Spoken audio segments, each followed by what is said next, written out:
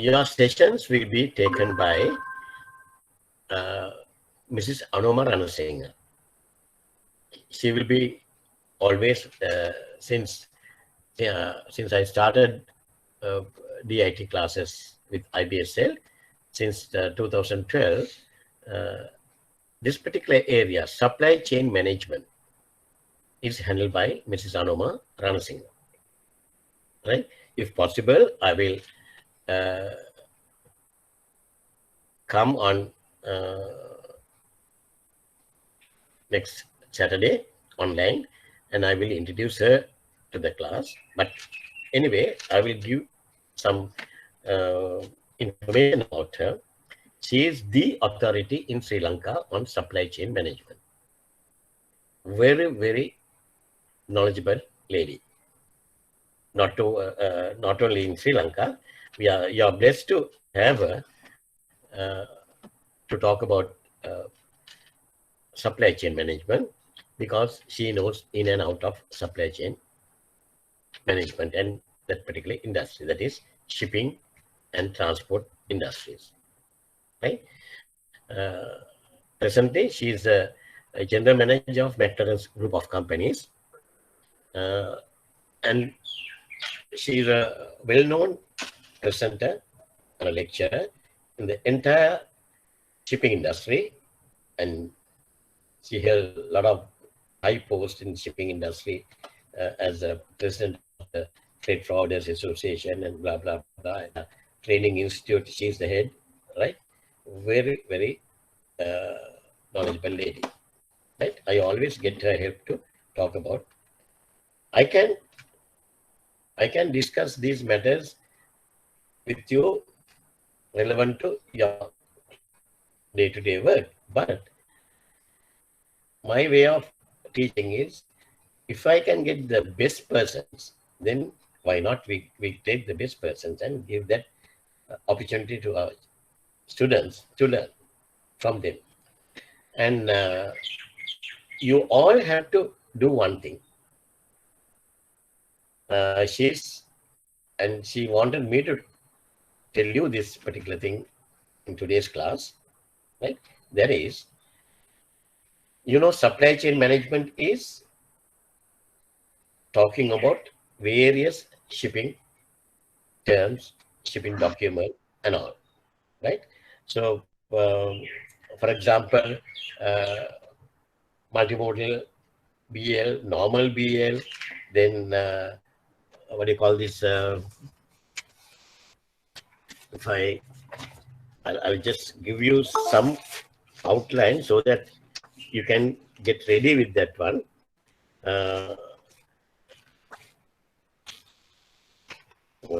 Straight BL, right? And you must be, if you are working in trade finance department, you will come across many documents relating to BLs and other transport documents, right? So it is up to you to study those things and come prepared with all your questions. Come prepared with all your questions, like freight forwarders, BL, whether it's acceptable and what are the pros and cons, right? And you talk to your managers, you talk to your colleagues, officers, and ask them whether they have any issues, on supply chain management, right? So that I expect you to come prepared with questions. One after the other, you should be able to ask questions, right? Because that's a gray area for majority. That's a gray area for majority. Then because of that, why not you take the maximum opportunity to clear your doubts, right? So please study, take few hours, your leisure times, right? Anyway, you shouldn't have a leisure time when you're engaged in studies, right? Go to Google and see what is through BL and all those things, right? If you don't know, if you can't understand, ask what's the difference, what's the specialty, and all those things, right? And it is up to you, right, to get the maximum knowledge from that.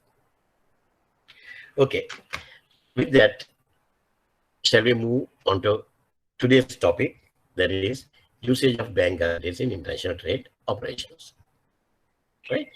Now, bank guarantees, when you talk about the history of bank guarantees, it is traced back to oil boom in 1970s.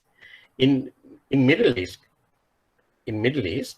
uh, since I have worked there for about 10 years, I know how that country has come up,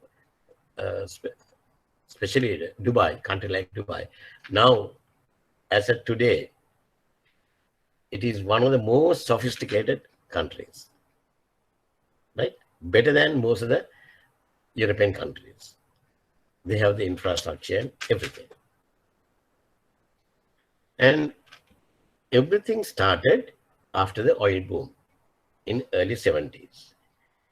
Do you know, because when I was working there, I did a lot of studies on the country, then how their economy started, and what was the reason behind for them to become a so strong country, right?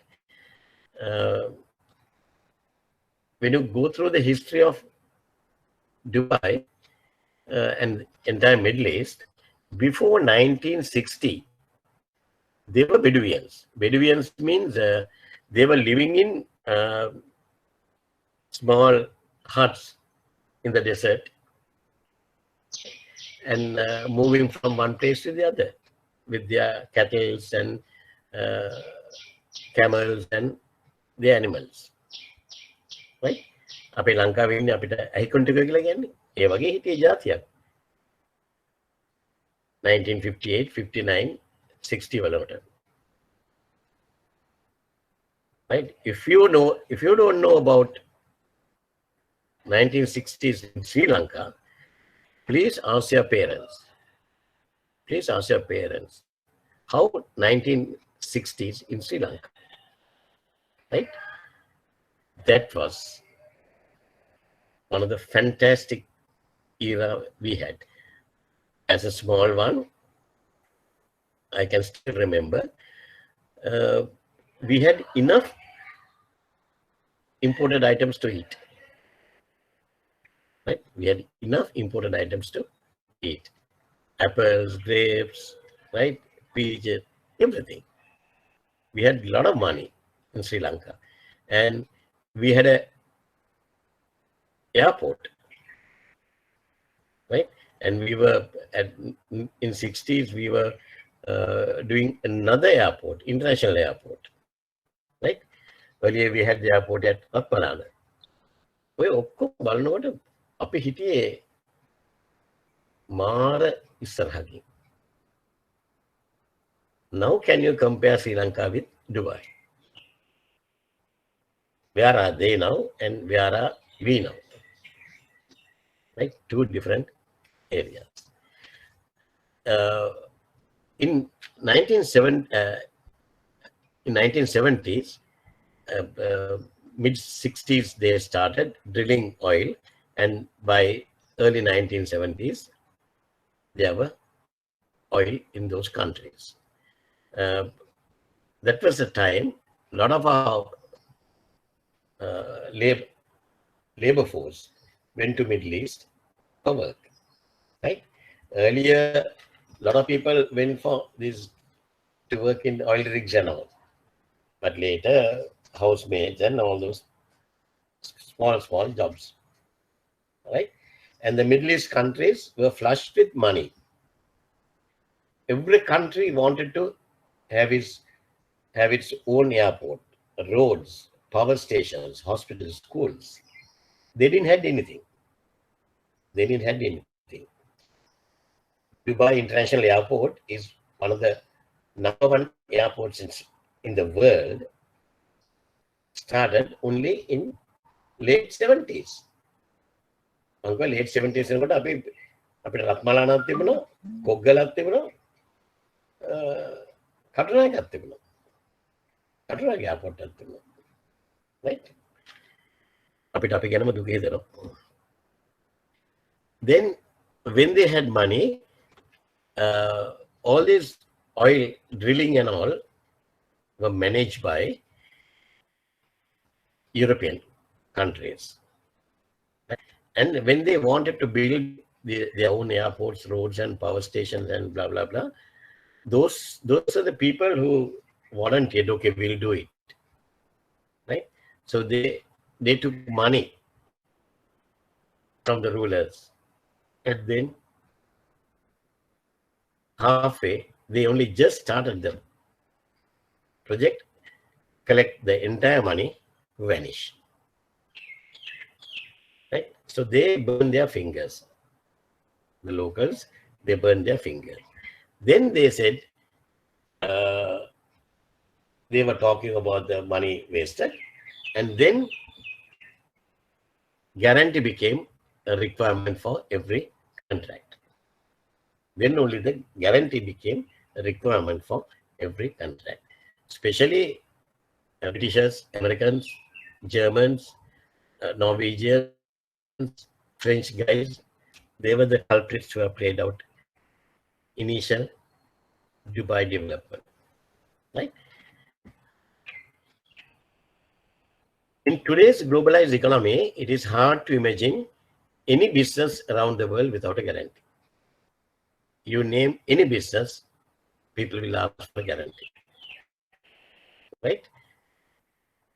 Even any construction. It is estimated the aggregate value of guarantees in the range of hundreds of billions of US dollars.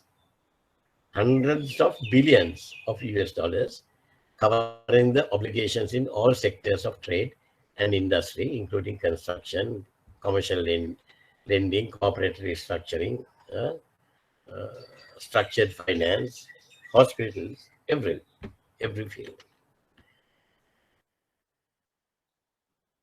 The bank guarantee is not an innovative instrument. It has been on the market for decades, and it is one of the so-called traditional banking product that we know, right?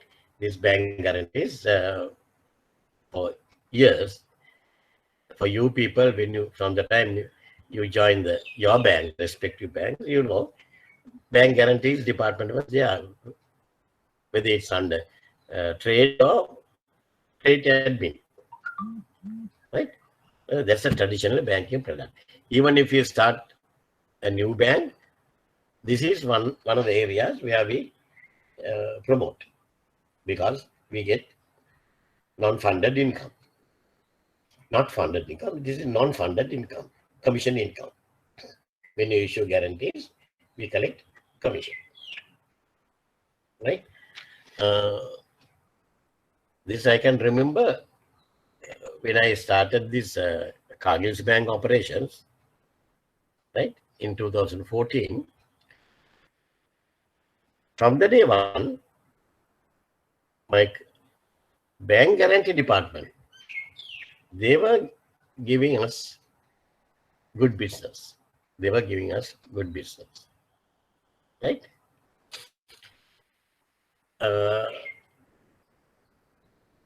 This is exactly the reason why now, in the time of a financial and economic crisis in the world, this instrument is more successful than ever.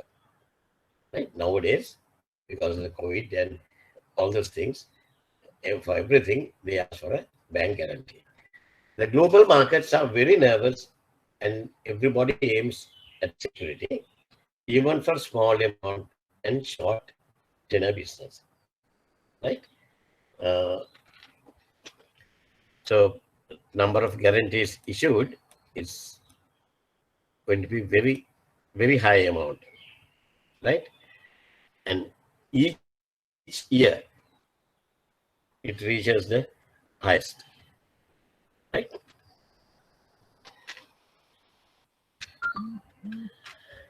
Then when you take major construction projects, right? When you take major construction projects, those construction projects are very complex and high risk operations, right? Complexity is inherent, it's in construction, right? By its very nature, construction is a manufacturing process, but different to manufacturing product in a predictable environment of a factory, right? The risks on a project are staggering. Some of them are risk on design errors or defects, construction defects, physical risk, physical risk, right? Uh, what are the physical risk? What are the physical risks? Hmm? What are the physical risks? Weather, floods, earthquakes, tsunamis, etc. Labor risk, strikes, work slowdowns, riots. In construction industry, we have this problem. Human risk, corruption, vandalism, theft, job site safety, design and technology risk, materials, what you are using, the processes, right? The processes also a risk. Uh, supply and transport risk, supply and transport risk, material shortages and delivery delays, hmm? supply and transport risk. We can give enough of examples. Uh, regulatory, financial and political risk, contractor insolvency and default, the final one. Contractor insolvency and default, right?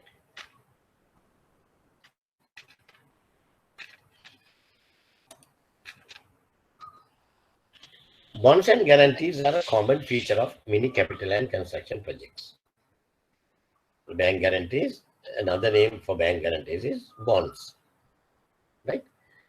Uh, it can be with construction projects as well as some other contracts for supply of goods, right? Normally, the guarantees are issued to buyers, on behalf of exporters or contractors, by banks or insurance companies, right? By banks or insurance companies. Also, shipping guarantees issued by banks. We'll discuss one by one. Use of guarantees in different business sectors. We use guarantees in construction field, right? Then we use guarantees in pharmaceutical field.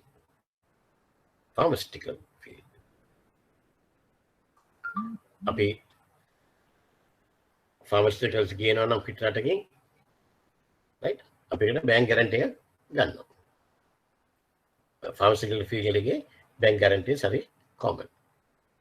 Telecommunication මේකෙත් සෑහෙන guarantees තියෙනවා. Power projects ගැන නම් කතා කරන්න ඕනේ නැහැ. ඔයගොල්ලෝ දන්නවා. මට එක example එකක් කියන්න.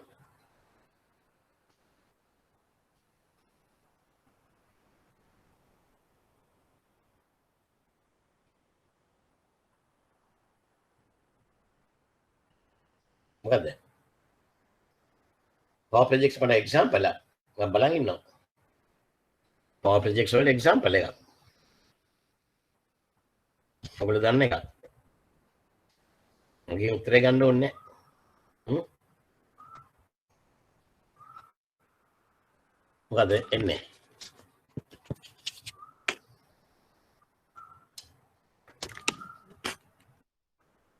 water projects.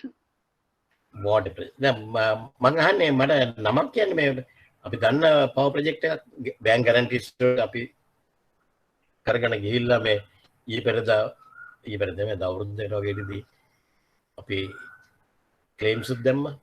මොකද්ද? Can you name a project which you know?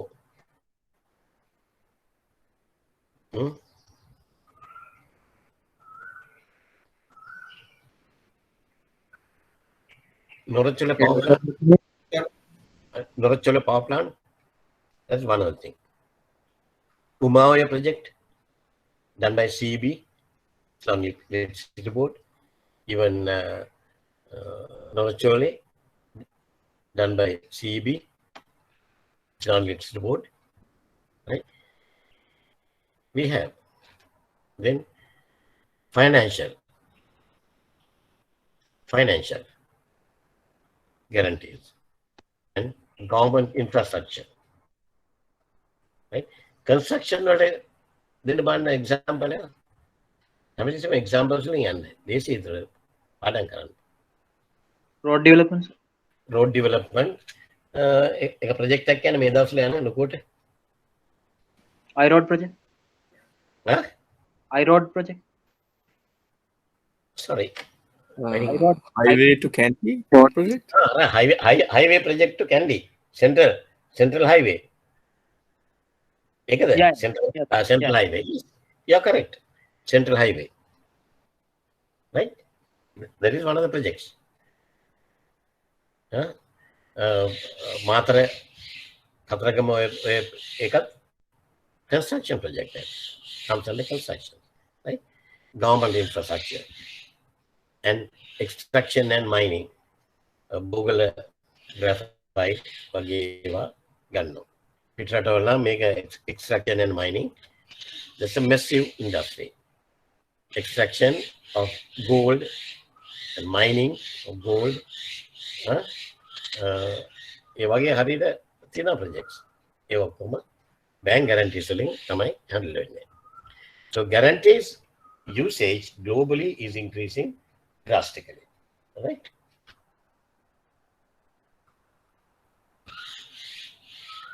Definition of a guarantee. Can you read it carefully? Then we'll discuss. Read this definition.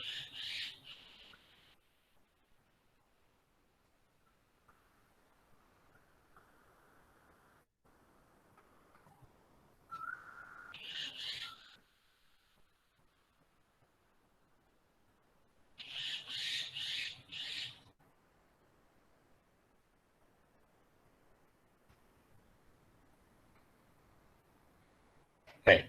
Obviously, Kiwani, it was a questions again. Definition again. Right.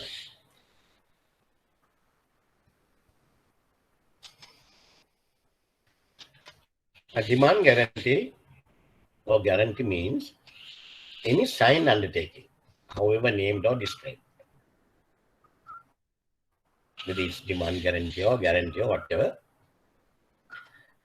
Signed document, it has to be a signed document. Providing for payment on presentation of a complying demand. Somebody has to demand. The buyer has to demand. Right? When the buyer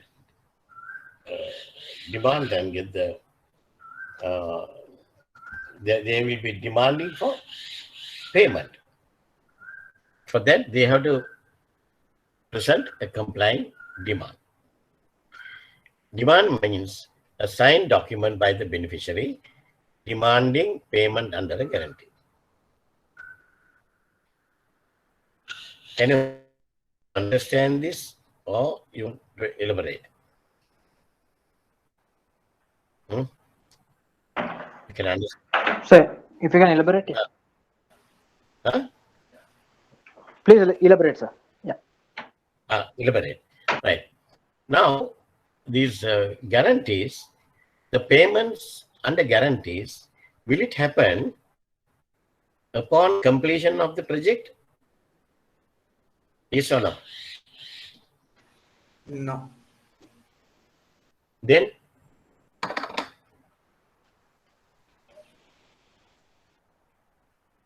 Guarantee demanding breaching of contract.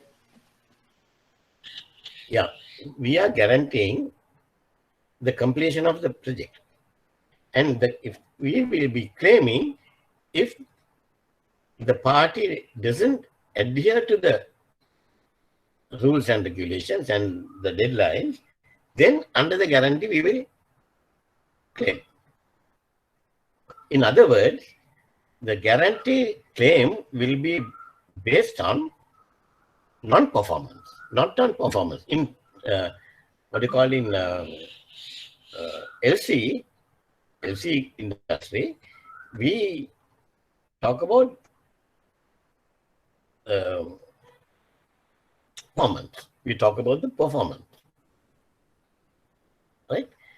In this one, guarantees, we talk about the non-performance.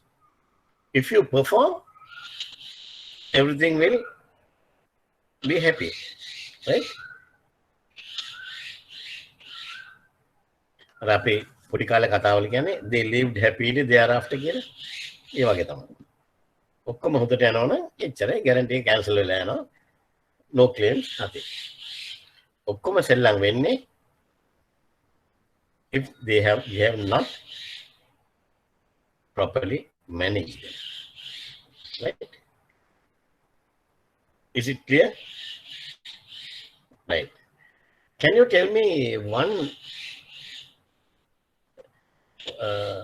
special type of LCs which is equal to this function? Special type of LCs which is equal to this function. Performance bond. Performance bond. Are Manghane LC ka? Standby letter. Yes. Who gave that answer? Who gave that answer? Good girl. Right me.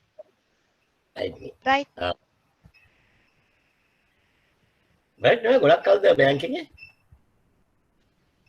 2 years, sir. 2 years. Throughout your in trade, huh? Yes. Right, okay. Right. Standby letter of credit is functionally equal to bank guarantees. Right? Okay. Parties to a guarantee. One party is applicant. There is supplier. It can be seller, the contractor, or debtor. The contractors are the bank guarantees illane. Right? If not suppliers are the bank guarantees illane. So they are the people who will apply for the guarantee. Then the beneficiary. Beneficiary is either the buyer, employer, or creditor. Right? Then guarantor. Guarantor is the party that issues the guarantee or the issuing bank. Counter guarantor. There can be another party. We call it counter guarantor. So they will guarantee the guarantor. They will guarantee the exposure of the guarantor issuing bank. Right? Okay. The applicant is a person or the entity which make a request to issue a guarantee which is based on their contractual obligations. right? Guarantor is a bank which is called upon to issue the guarantee, right? At the request of the applicant to the beneficiary. The guarantor is under the primary obligation to make the payment to the beneficiary, right? On first demand, in the event of a default of the obligations or non-fulfillment of the contractual obligations, right? That is guarantor, basically the bank, right? Which will issue the guarantee. Beneficiary. The beneficiary is the entity or the person in whose favor the guarantee is required to be issued.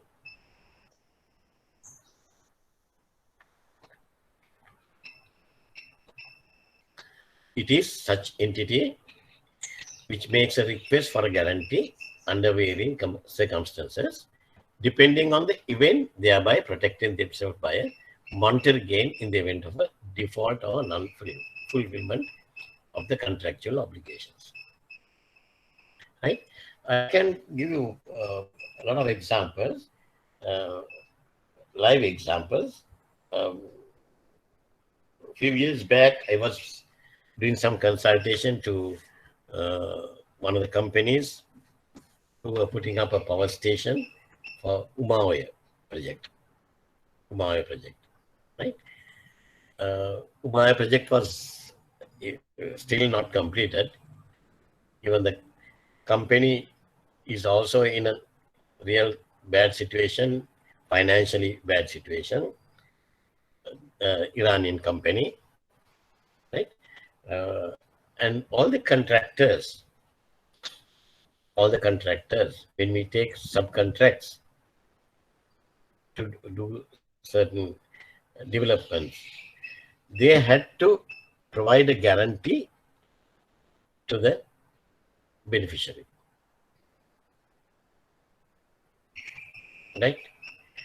Okay. The beneficiary is the entity person whose favor the guarantee is required to be issued. It is such entity which makes a request for a guarantee, right? Okay. Independence. We have seen independence theory in another trade operation. What is it?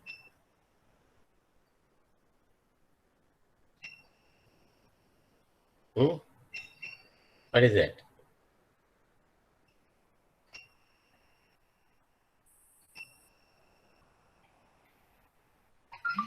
Collections? Huh? Collections? Collections, man. Collections, man.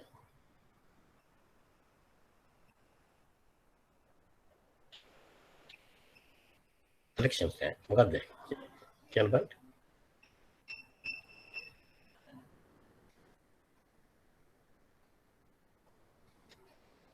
Collection lemay. Independence theory ka mang ugan again no make. So the in export sales contract is that? Can you elaborate? Yeah, when doing exports, what is there the agreement between the buyer and the seller, the sales contract? The bank has nothing to do with that. Yes, perfect. May I speak in there? Malik sir. Malik, very good, Malik. Very good, because as per the article 4.5 A below UCP 600, okay, it is an independent thing, right? Because the bank has, or the LC has nothing to do with the sales contract. It is independent. Here also is independence. A basic feature of the modern guarantee is its independence from the underlying relationship. This means that the payment obligations of the guarantor is solely determined by reference to the conditions of payment as specified in the guarantee, and regardless of any differences under the underlying relationship. regardless of any defenses. Any defenses. Once you get a demand on the guarantees, there shouldn't be any defenses. You have to honor it. Right? Right. In banking, the use of guarantees and its risk should be clearly understood by the bankers involved in making credit decisions. This is a high-risk instrument, and at the same time, it is also highly profitable. Why you say high-risk instrument?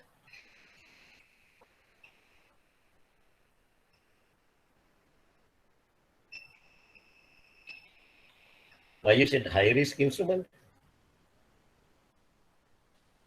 We don't have any undertaking relationship with the parties. The high risk is if there's a valid claim, we have to pay. There's a valid claim, we have to pay.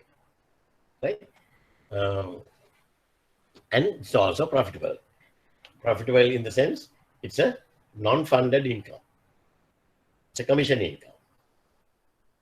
Because of commission income, it's always profitable. This is completely different from the guarantees we obtain from various individuals, firms, and corporate entities to secure our exposure. Okay. Standby letters of credit also falls under this category. Standby letter of credit also falls under this category. Guarantee on first demand. Guarantees on first demand are widely used in the international trade and local trade. Whatever the guarantees we are handling in international trade, it is guarantees on first demand. Right? They are payable on first demand, and the bank cannot and have no right whatsoever to refuse or postpone the payment. The risk here. The bank is obliged to pay the beneficiary on first demand after having examined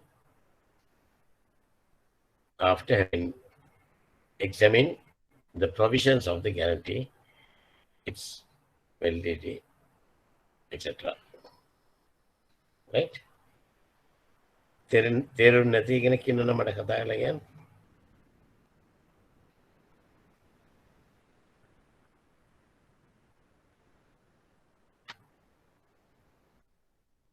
Right. Now let's see what are the types of guarantees. There are initially we can segregate into two types. One is direct guarantees, other one is indirect guarantees. Right? Let's see what are the direct guarantees. Let's see what are the direct guarantees. Now in this particular one, right? In this particular one, we have applicant. We have the applicant. And this particular applicant will go to his bank and request for a guarantee. Before that, this applicant and the beneficiary, there's a contract between them. There's a contract between them, applicant and the beneficiary. Right? Then this applicant will go to his bank, right? And give instructions to issue a guarantee. Give instructions to issue a guarantee. Right? Now, then the bank will become the issuing bank or the guarantor. Right? Once the applicant gives the request, they will issue the guarantee and advise the guarantee to the beneficiary. Advise the guarantee to the beneficiary. Are you having any issues on this one? A cycle, direct guarantee cycle. Are you having any issues?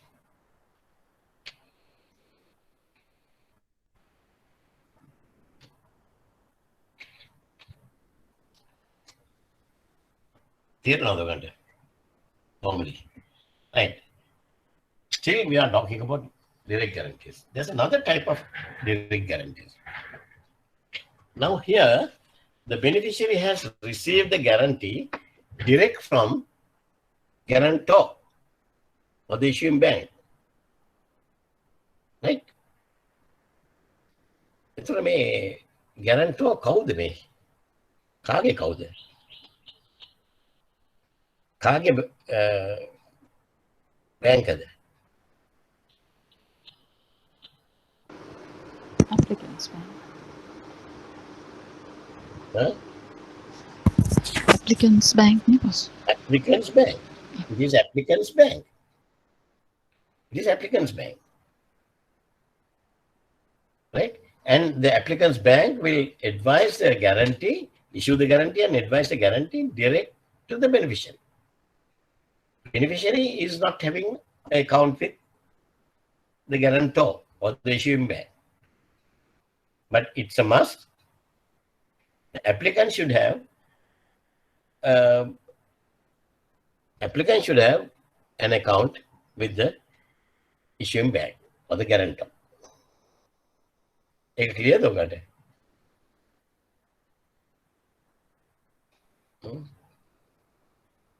Okay. That's another type of direct guarantee. Between the buyer and the seller, the applicant and the beneficiary, you have the contract, and then based on the contract, the guarantor or the issuing bank will issue the guarantee. They will issue the guarantee, and the guarantee will not be delivered direct to the beneficiary. They will request a bank domiciled in beneficiary's country. Right? Bank domiciled in the beneficiary's country to receive the guarantee and advise the guarantee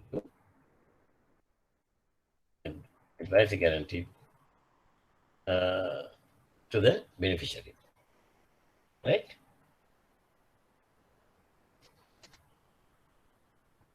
Make it clear, though,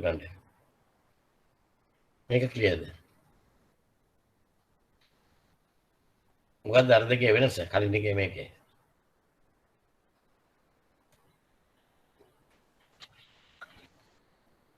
දැන් බෙනිෆිෂරි country එකේ තියෙන බැංකුවකට advice guarantee ඉෂුව කරලා එතනින් confirm කරනවා බෙනිෆිෂරියට.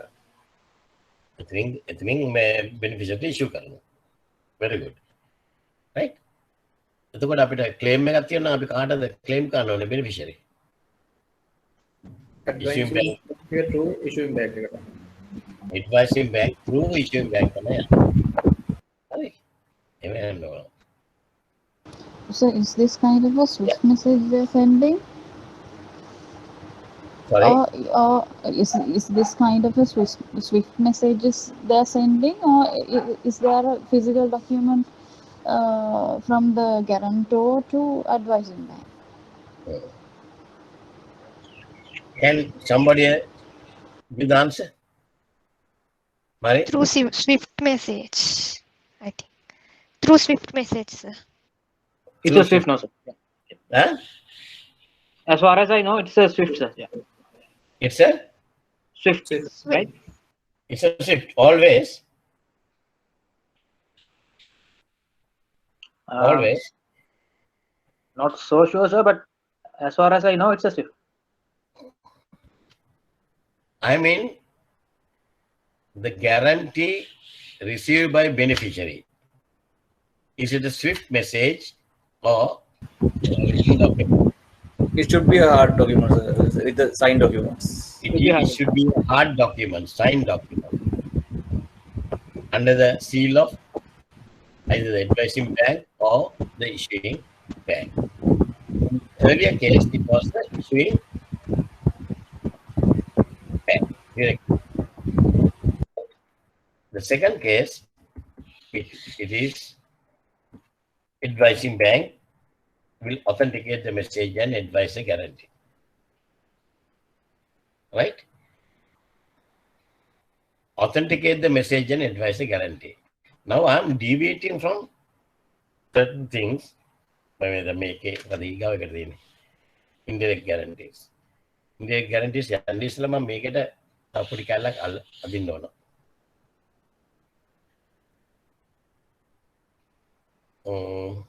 I handled a fraud case recently, and I don't want to name the parties because that party is a well-known party.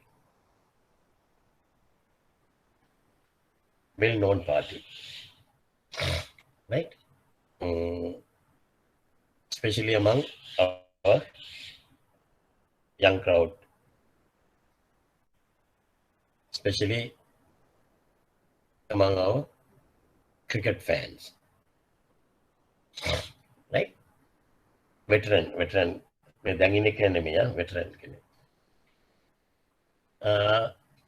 There was a guarantee issued by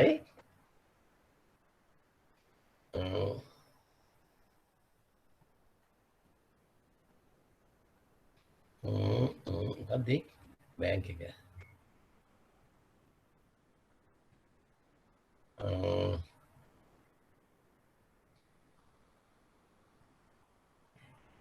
It was very funny thing. My case එක මම මේ lawyers ලට මම counseling කරපු හින්දා මම දන්නවා. අපේ ඒගොල්ලෝ banking part එකට මට කතා කළා. මේ case එක handle කරන්න අපේ fight කරනකොට bank එක a Romanian bank called Chartered Bank Romania.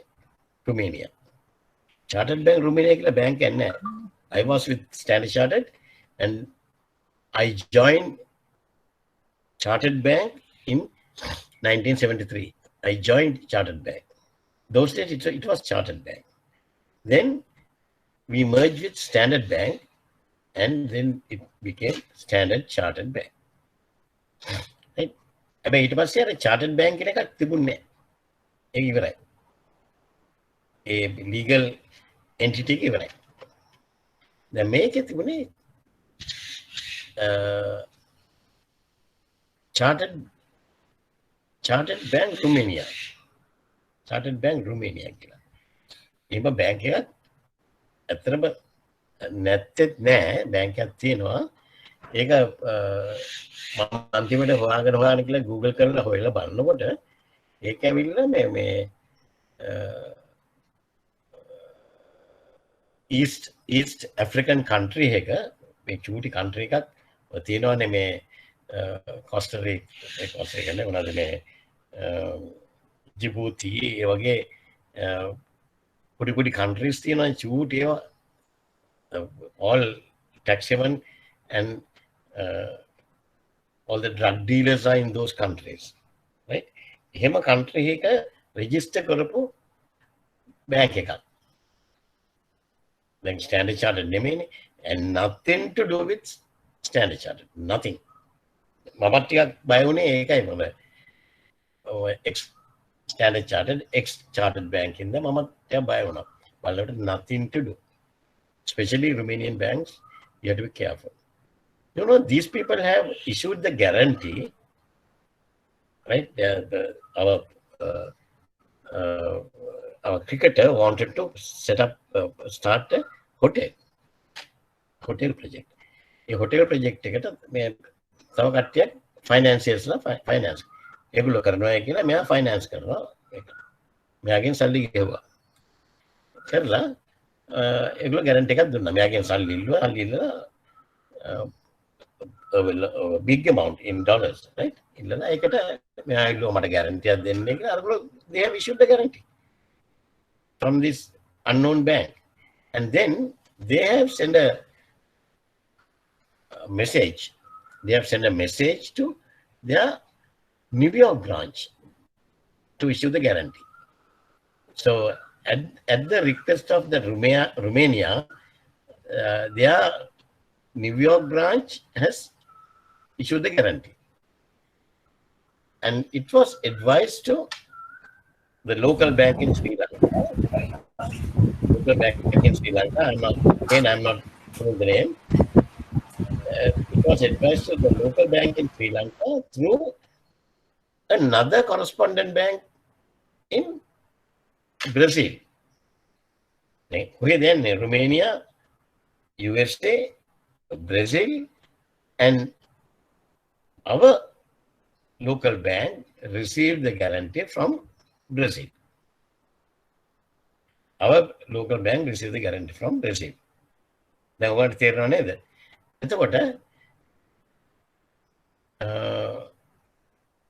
Then our local bank has advised the guarantee.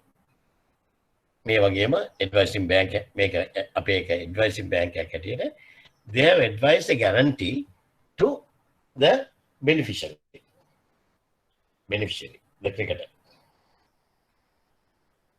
Right? But they did a big mistake, our local bank.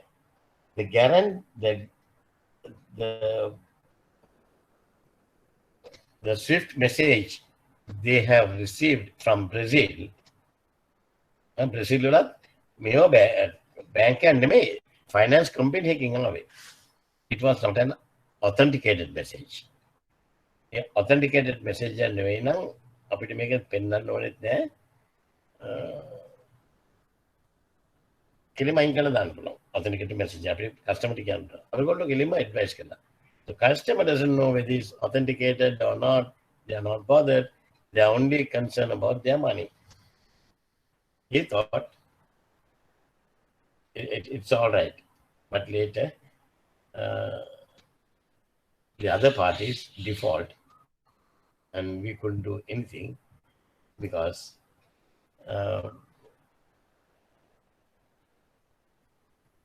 my guy has acted thinking this particular guarantee is a genuine one. Right? Authenticates message and advice guarantee. They have not authenticated. Right? Okay, hari parisam and doneka apita guarantees, foreign guarantees. Aham okatamai wenne. Right? Then we'll see what is indirect guarantee between the applicant and the beneficiary. We have the contract. So based on the contract, we instruct the counter guarantor.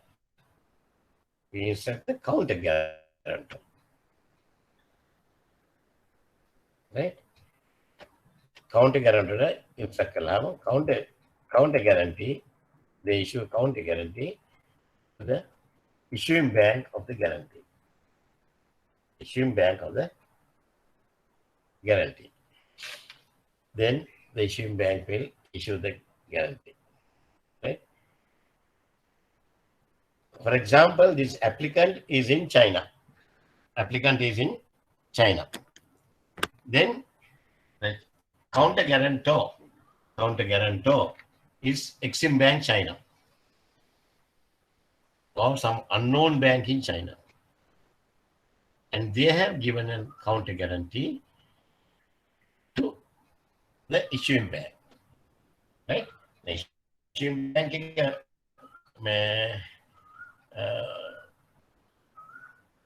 make advice කරන්න ඉස්සෙල්ලා issue bank issue කරන්න ඉස්සෙල්ලා they think about the counter guarantor and the counter guarantee they have received from that particular bank.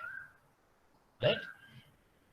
Then if they are happy, they will issue the guarantee and advise to the beneficiary. මෙතෙන්දී අපි තුනක් විශේෂම දෙකක් අපි concern වෙන්න ඕන. එකක් තමයි counter guarantor by banking industry in that particular country. Then counter guarantee issued to the issuing bank in Sri Lanka, and issuing bank in Sri Lanka has issued the guarantee to the beneficiary. Right? Any questions on this? And then I'm going to questions, අහන්න ඕන එක.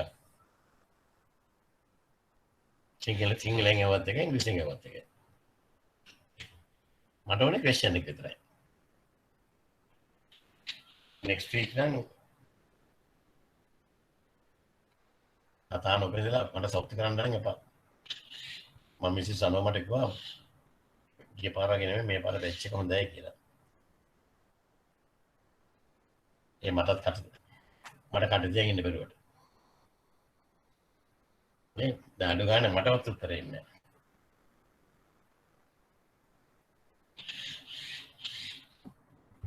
Okay. Then we'll discuss about the claims under an indirect guarantee. The beneficiary has to claim, right? The original guarantee is with him. So whenever you are claiming on a guarantee, you have to support it with original guarantee, right? Original guarantee ke hetida enno. The beneficiary will present his claim to the guarantor, the local party, right? Then they will claim the payment against counter guarantee from the counter guarantor. Counter guarantor අපි તો middle east වල තිබුණේ කියලා සාජවල. එතකොට ඒ bank එක තමයි අපි ඒගොල්ලන්ගෙන් තමයි අපි ක්ලේම් කරන්නේ. Then they will, it's an applicant, debits applicant's account, and then they will, when issuing guarantee, they will earmark the applicant account and do it. And when there's a claim, the counter guarantor has to do the payment, then only the guarantor or the issuing bank will do the present payments to the beneficiary. Right? එතකොට claims payment against counter guarantee. Right? Against counter guarantee, they will do the payment. Right?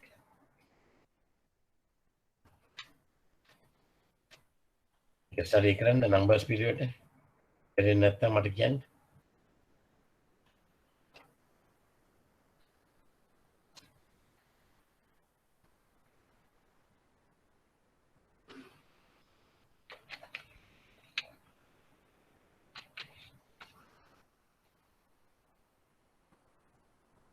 Now, can you apply, stories can you apply these claims under an indirect guarantee with the Novachula power plant? Counter guarantor was Exim Bank. Applicant one Chinese guy. Right? His bank was that counter guarantor, right? Applicant ke bank ke tamai api the Exim Bank ke la. So they are the people who have given the counter guarantee, right? A counter guarantee ke tamai api them based on the counter guarantee, we have issued a new guarantee and advised to the beneficiary. Now, if there's a claim, the beneficiary will claim money from the guarantor.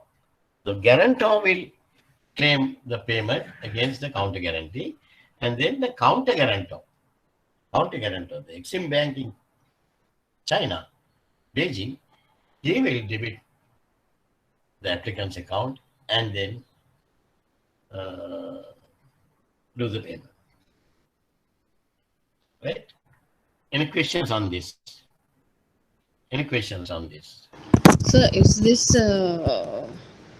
decided by the applicant or the counter guarantor, the What applicant's bank? applicant's bank is decided by the applicant, Yeah, but the beneficiary would like to receive the guarantee through from his bank, a bank domiciled in his country, his country. in Sri Then Lanka, domiciled in his country, right? So okay. when, but you ask a very valid question. Make a copy. Forum right? Make a forum කිසිමනි ඉගෙන ගත්තේවත් එක දැන් කතා කරමු. Right?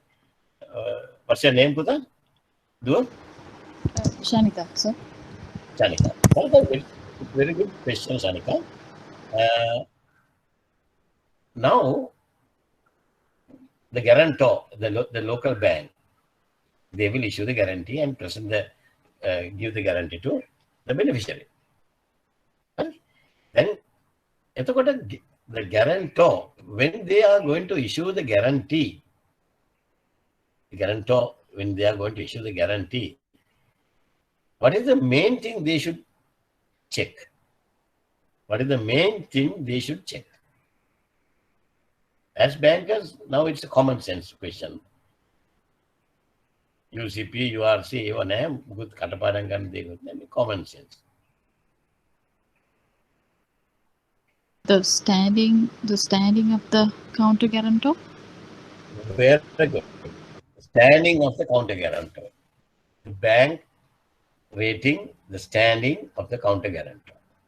If the counter guarantor in China is an unknown bank, right? When we check the credit rating, it's in the bottom, then we are not going to take any risk on them. Right? Very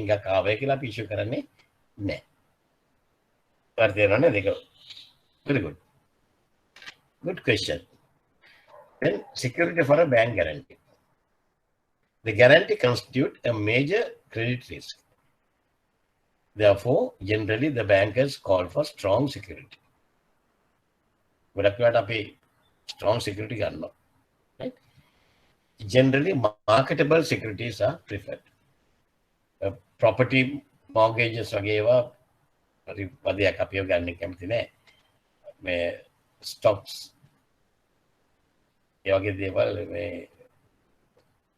insurance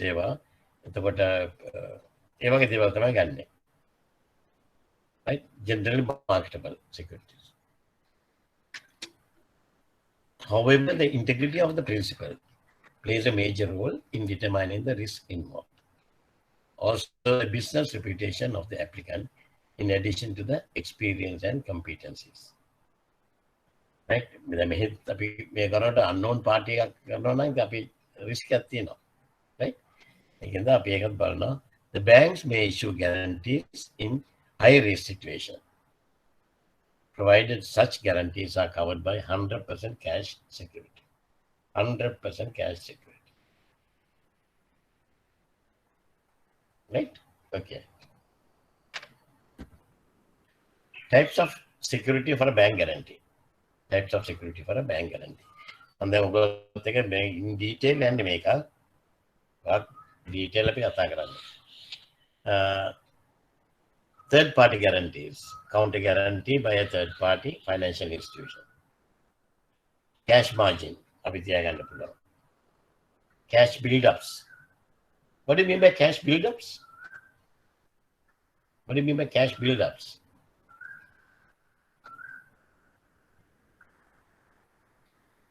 What do you mean by cash build-ups? There will be monthly transfers or a weekly transfer upon the security, something like Yes. that. So, Yes, very good. Instead of taking on top of taking cash margin, sometimes we will ask the applicant to have a cash build-up. Every month, he will be transferring 100,000 or 200,000 to a designated account. To a designated account. Right? Then shares. Shares is also another important security. Then surrender value of life policies. Even life policies we can keep. And the surrender value. Okay. Assignment over the underlying contracts. Assignments over the underlying contracts. Mortgage over immovable properties. Mortgage over immovable properties. What do you mean by that? Mortgage over the immovable properties. What we can do, the transaction is to put up a power generating plant, right? But we can have a mortgage as a security. We can have a mortgage over immovable property. The chairman's a piece of land, right, or somebody else's land, right? Mortgage over immovable properties. Most frequently used guarantees in trade. Most frequently used guarantees in trade. Right? One is bid bonds. We call it tender guarantee. Right? At the time the bids are called, yes, it is there, tender guarantee or bid bonds. Then performance guarantee. Performance guarantee. Right? Advance payment guarantee. Yeah, I'm not going to elaborate one by one because I'm going to talk about each and every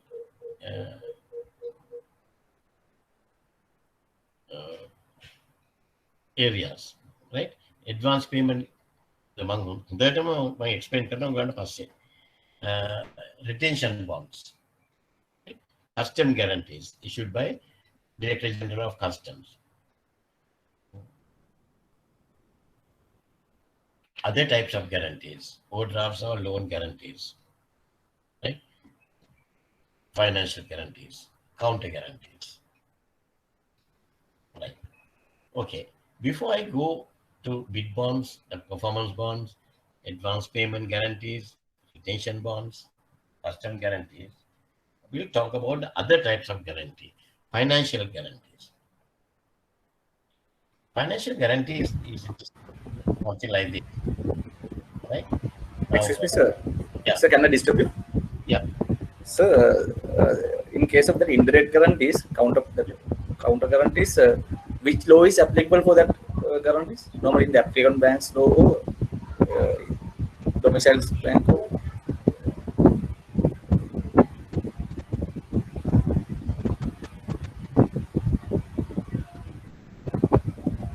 So, at this particular point, what is the first step? What is the first step? Huh? Applicant situation. Huh? Sorry. But Applicant instruct.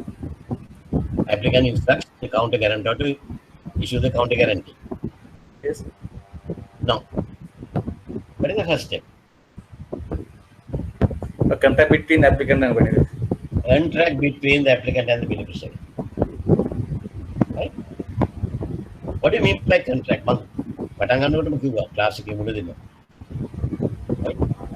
In a contract, we have to mention what is the jurisdiction relevant to this, under what jurisdiction this contract is valid. Is it in China, Chinese law, or beneficiary's country, Sri Lanka? It has to be mentioned in the contract. It has to be mentioned in the contract. Appein beneficiaries they have more මිනිස්සු ඉන්නවා අපේ ලංකාවේ නම් ධන හම්බ වෙනවා නම් match ඇමතුර ඔවා contract බලන්නේ නැහැ. ඒ case එකක් ඉදාට තමයි දෙලේ වෙන්නේ. අර Chinese කෙලින්ම contract එක හදලා දෙයි. It is subject to law applicable to China කියලා. හරිද? ඒකටත් අපි අසං කළා තමයි. right? ඔයගොල්ලෝ කිසි කියවන්න දන්නේ නැහැනේ. ඒක තමයි වෙන්නේ. ඒකෙන් මෙතෙන්දී contract එක meaning if you are preparing the contract, you have to mention under which jurisdiction should be controlled. Right? So I have seen some guarantee facility applications. They have mentioned that the UK law is applicable for the guarantees likewise, especially for banks. If the UK and Sri Lanka, they can say UK law will applicable. ඒක නම් අපේ ලංකාවේ කට්ටිය ලොකුවට හිතන එකක් නැහැ. මොකද අපේ කොමිෂන් ලෝ එක UK law එක ඉංග්‍රීසි law. නේද? අපේ කොමිෂන් law is ඉංග්‍රීසි law. ඒක එකම law එක නෙමෙයි. හැබැයි ඔක වෙන එකකට આવොත් දෙන්නේ. වෙන එකකට આવොත් දෙන්නේ. මේ හැම තිස්සම අපි බලන්න ඕනේ. කාටද ඩැමේජ් එක එන්නේ? applicant to the beneficiary. Beneficiary. Beneficiary damage again advance payment another we have to safeguard our exposure. Right? But අපි දාගන්න ඕන අපිට හරියට මේ මොකක්ද country කියලා මොකක්ද law කියලා ටික දාගන්න. Right. Okay. What do you mean by financial guarantee? Now, for example, I told you that I have worked in overseas countries. අපි ගොඩක් වෙලාට සල්ලි ටික ඒ දවස්වල මම වුණත් ලංකාවට එවන්නේ නැහැ වැඩි. මොකද ෂුවර් නැහැ. දැන් වගේ තිබ්බනම් එවන්නෙම නැහැ. NRC ගුණත් දැන් අපි NRC එකක් නැහැ මෙච්චර කල් හම්බ කරපුව ඔක්කොම ඉවරයිනේ. නේද? දැන් NRC නැහැ. දැන් NRC ඒ දවස්වල we were able to send money as we wish. Now you can't, right? Core restrictions මුලින්දී අපිට කිව්වෙත් නැහැ. මේ වදාපත් වෙන්නේත් නැහැ කියලා කිව්වා. ඒ වගේ වෙනවා. ඉතින් lot of people they keep their money in offshore banking units. HSBC Jersey, Standard Chartered Jersey, වගේ there are offshore banking unit, right? Tax haven countries, no income tax, nothing. So we keep that money. Suddenly, if we assume that I lost my job, then I have been asked to come back to Sri Lanka. Then Lanka Atava, I will have a business up, but I'm going to reject that. Bank area, bank my Kirimano. What is the collateral? No. එතකොට අපි කරනවා එහෙමනම් right I will give you a collateral. I will speak to my bankers HSBC Jersey and they will issue a guarantee, counter guarantee covering my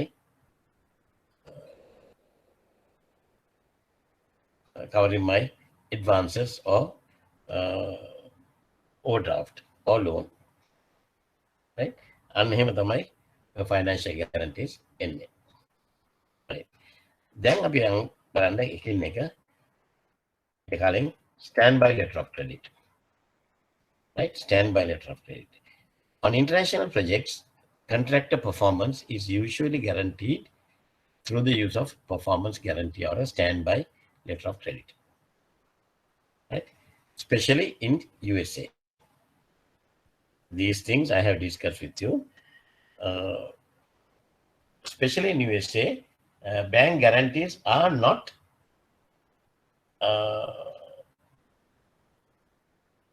coming under their national law, right? According to their law, they don't entertain bank guarantees, right? So they entertain only the standby letter of credit. Standby letter of credit, especially in USA. Some European countries also have this one, right? Both are credit. Any reason for that, sir? That's the law, country law. Ah. That's the country law. Country law supersedes everything, eh? Exactly. Yeah, country law supersedes everything. Both are credit instruments and functionally equivalent. Okay, right. Bid bonds. Okay, before we start discussing the types of bonds, right? Bid bonds. Shall I take a small break of 10 minutes? Right? You also can grab a cup of tea or a glass of water and come back. Right? Sharp 2:40 will start. Sharp 2:40 will start. Now, all of you take a piece of paper and a pen or pencil and write from top to bottom and පල්ලෙහාට A B C D E F කියලා දාන්නකෝ වන්න. That parties they make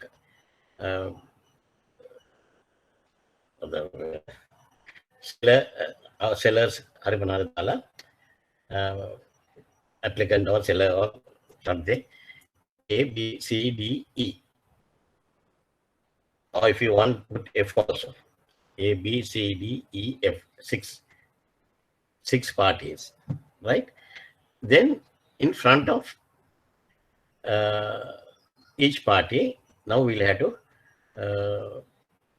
see the bid, right? ඒක මම කියන්නම් ඊට පස්සේ මේ යනකොට මම කැලෙන් කැල කියන්න ඔයගොල්ලෝ ඒක ෆීල් කරගෙන අපි ඊට ඩිස්කස් කරලා බලමු. Unfortunately, I don't have a board. Otherwise, I would have write it on the board and then explain to you. Then ඔයගොල්ලෝම ඒක explain කරගන්න වෙනවා. Right. This bid bonds, we call it as a tender guarantee also. Right.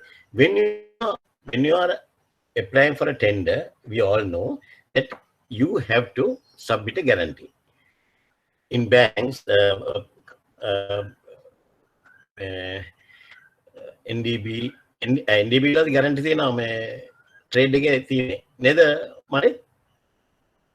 NDB guarantees trade එකේ නේද කරන්නේ? Right?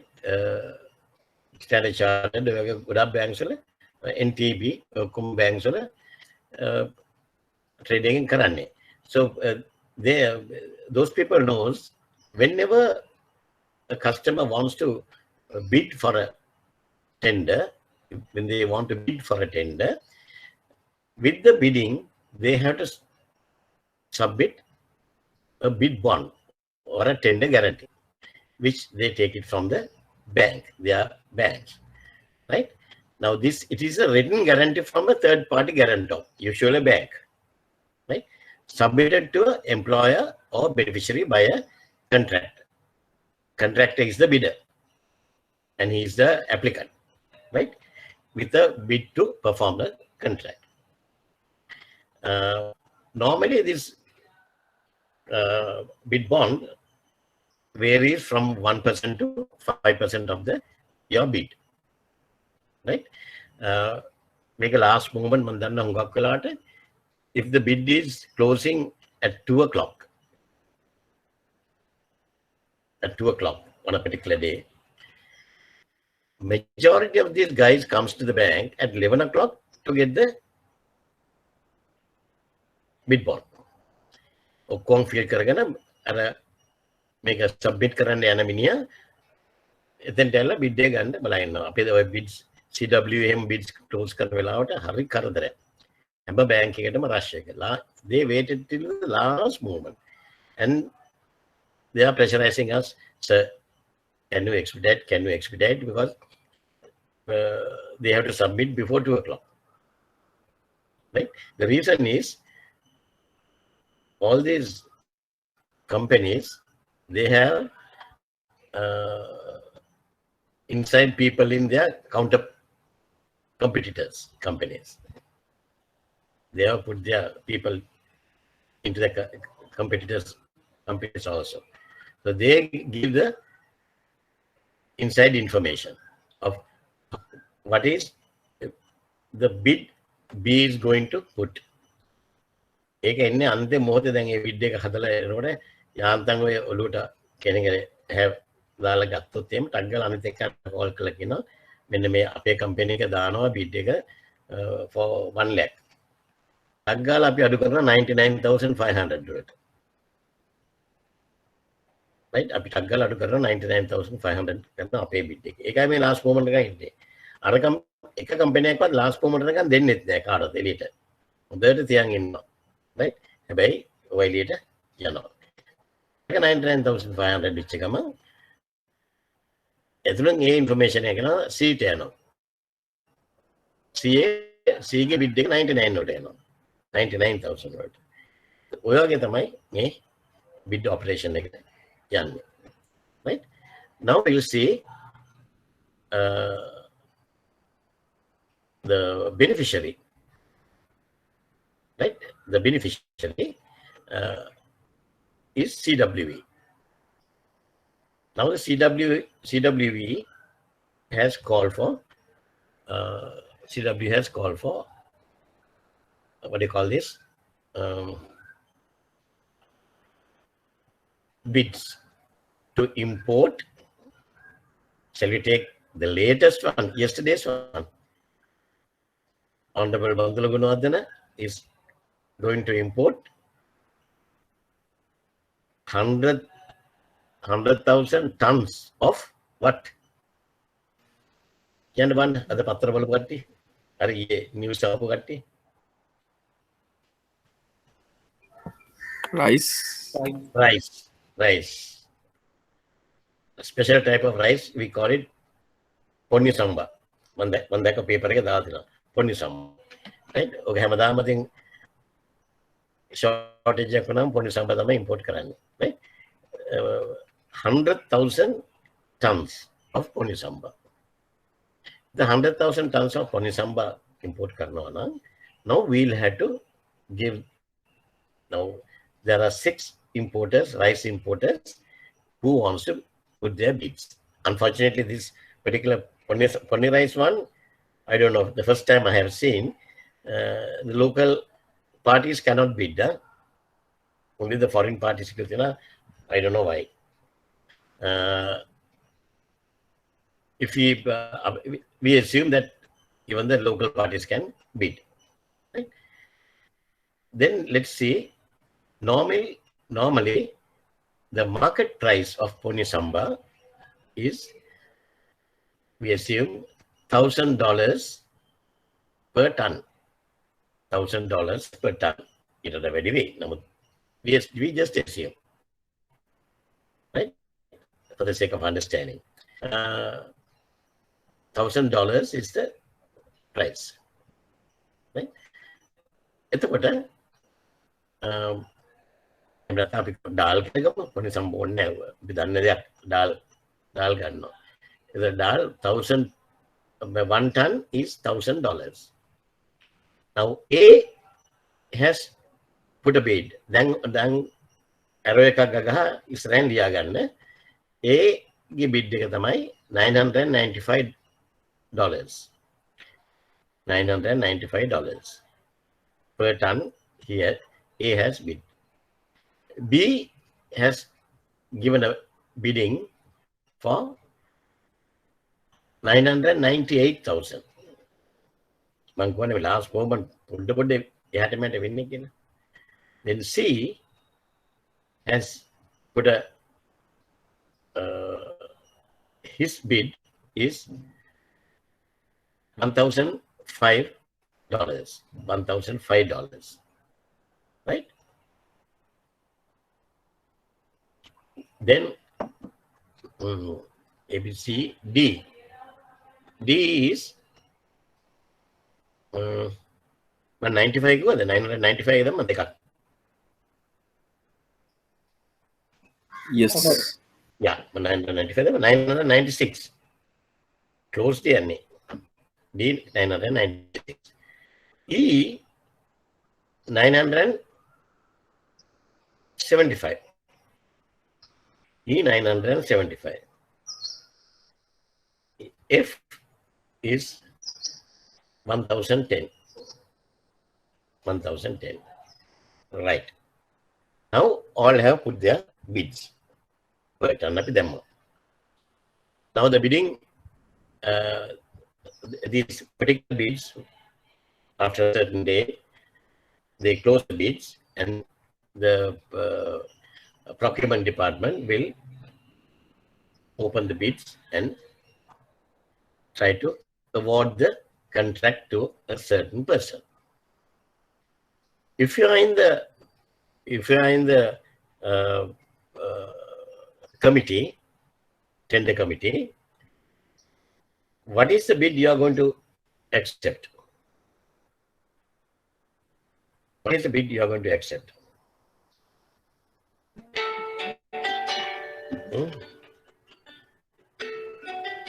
Give me 1 minute. I'm in a class, so I'll call you. Okay.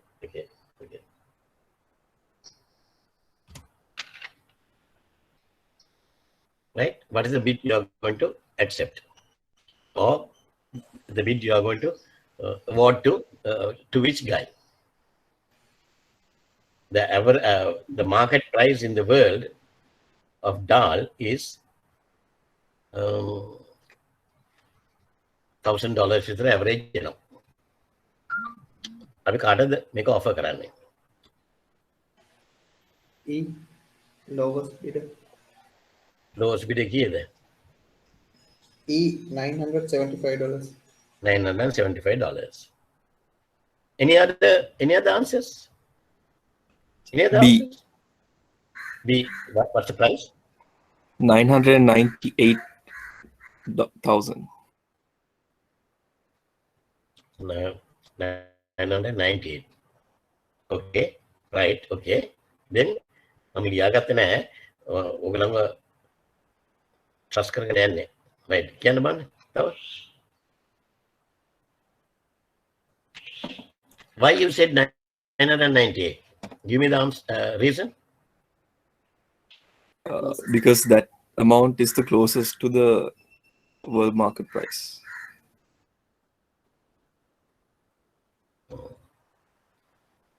Why?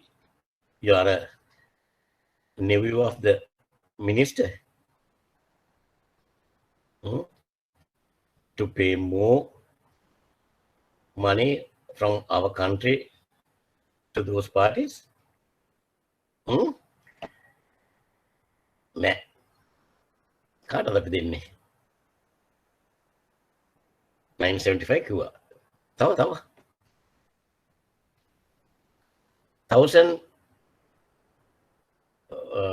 1010 මම කිව්වා. තව එකක් මම කියවනේ 1000 මොකක්ද ඒක? How much? 1,005. 1005 and 1010. Okay, we'll ignore those two. Then the balance. 998, 97, 96, 95, 975. Eking api kaatada ganne. Not only the price here, we have to see. When you go to a supermarket, right? When you go to a supermarket to buy dal, I don't know how many people go to a supermarket to buy provisions. අපි ගෑන්න මයින්වත් යන්න සෝදන්නේ මම නම් යනවා. අපි ගිහිල්ලා අපි ඩාල් ගන්න යනවා. If you go to Kales, Cargills, then Apicos, Spa වගේ ටිකක් පොඩ්ඩක් හයි-ෆයි supermarket එකකට ගියොත් the dal you can see is without any other ingredients are ලස්සනට clean, clear dal ටිකක් තියෙනවා ගන්න අපිට. If you go to CWV, එතන dal අතන 205 rupees නම් CWV එකේ 200 rupees. හැබැයි ඒකේ වැඩි හරියක් තියෙන්නේ අපිට පේනවා ඔය ඩාල් වල තියෙන black seeds. ඔයගොල්ලෝ දැකලා තියෙනවනේ black seeds කළු ඇට කියලා කියන්නේ අපි කළු ඇට. දැන් තවත් අඩු වෙන සාමාන්‍ය පොඩි සිල්ලර කඩේට ගියොත් පරිප්පු ගන්න පුළුවන්. කියන්නේ කළු ඇට වලට පරිප්පුත් දාලා තියෙනවා. අන්න ඒ වගේ. එච්චරම quality එක අඩුයි. So we can't compromise with the quality, right? We have to maintain the quality and everything. Now, if you think that 975 is the cheapest, but 975 is the one where we will get dal with black seeds, not the pure one. In that scenario, the closest one is 995. Closer to the world market price, but this guy can offer a good price to CWA. Okay, at $995 per ton, he is prepared to bring the stuff, right? So if the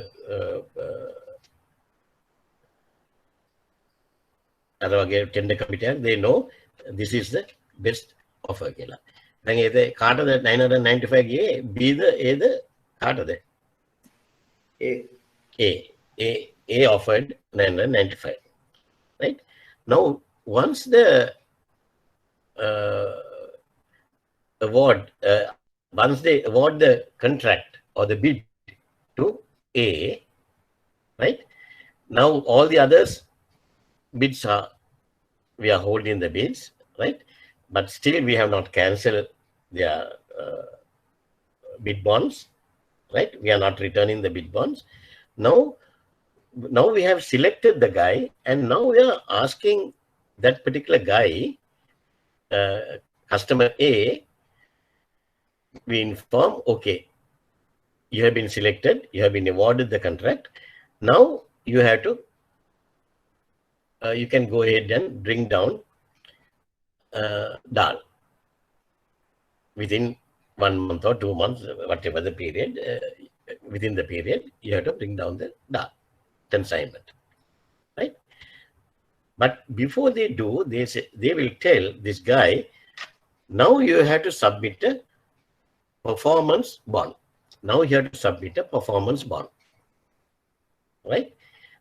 Now, performance bond in the sense, a written guarantee from a third party guarantor, that is usually a bank, submitted to employer or beneficiary by a contractor or applicant on winning the bid. Right? A performance bond ensures payment of a sum not exceeding a stated maximum of money in case the contractor fails in the full performance of the contract. They have to perform, right? Usually ranges from 5 to 10% or 15% of the contract value, right? So once those people submit the performance bond, still the earlier bid bonds stands. We have not returned the bid bond. Now we have asked customer A or the trader A to submit a performance bond. Now once he submit the performance bond from his bank, right, then that will replace the bid bond on award of the contract. You got it? Till then, we are holding to the bid bond. And we are not returning the other bid bonds also. We are keeping. So once the trader A submits the performance, then we will return the bid bond to them, as well as to the other parties. If he fails to submit the performance bond within the given time period, then we will go to the next best tenderer. The next best bid is 996.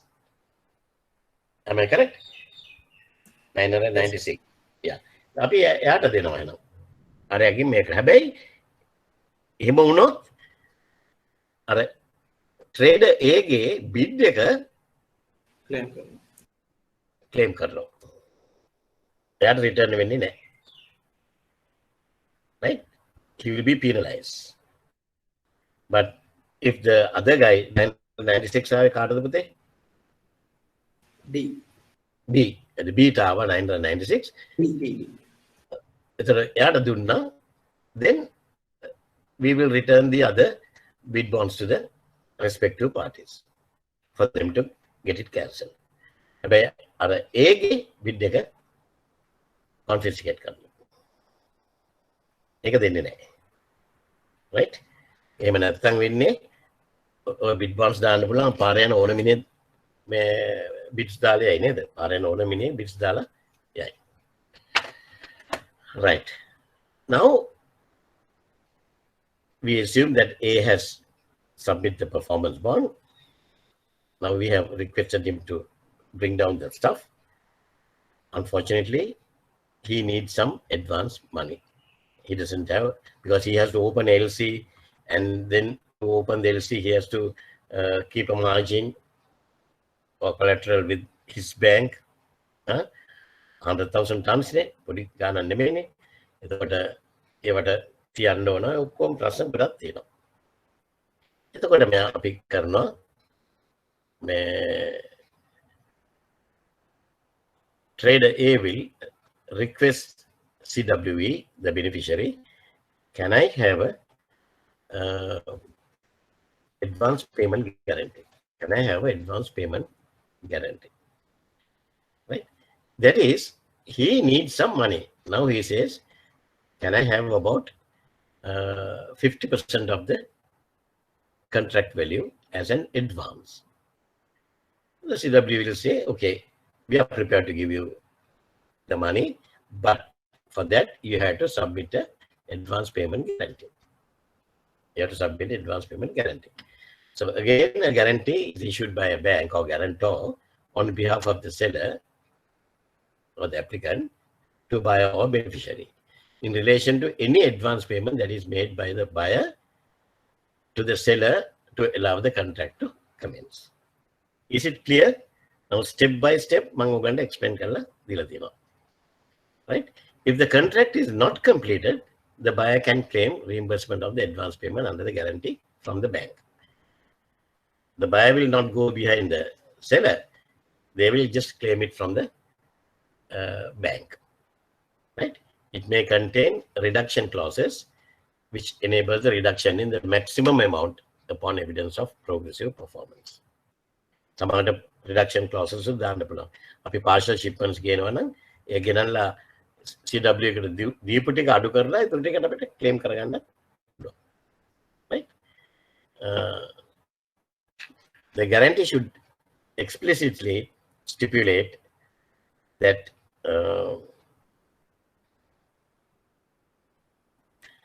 it does not take effect until the advance payment has been received. Right? That is advance payment. In most of the contracts, most of the bids and the performance, the third step is the advance payment, because nobody has money to perform that much of a big transaction. So they ask for advance payment from the parties. Umae project again, when I was handling the that my friend's company, time to time we ask for advance payment guarantee. Time to time we have asked for advance money. So Umae contractors or the beneficiary, they will ask us to submit advance payment guarantees, right?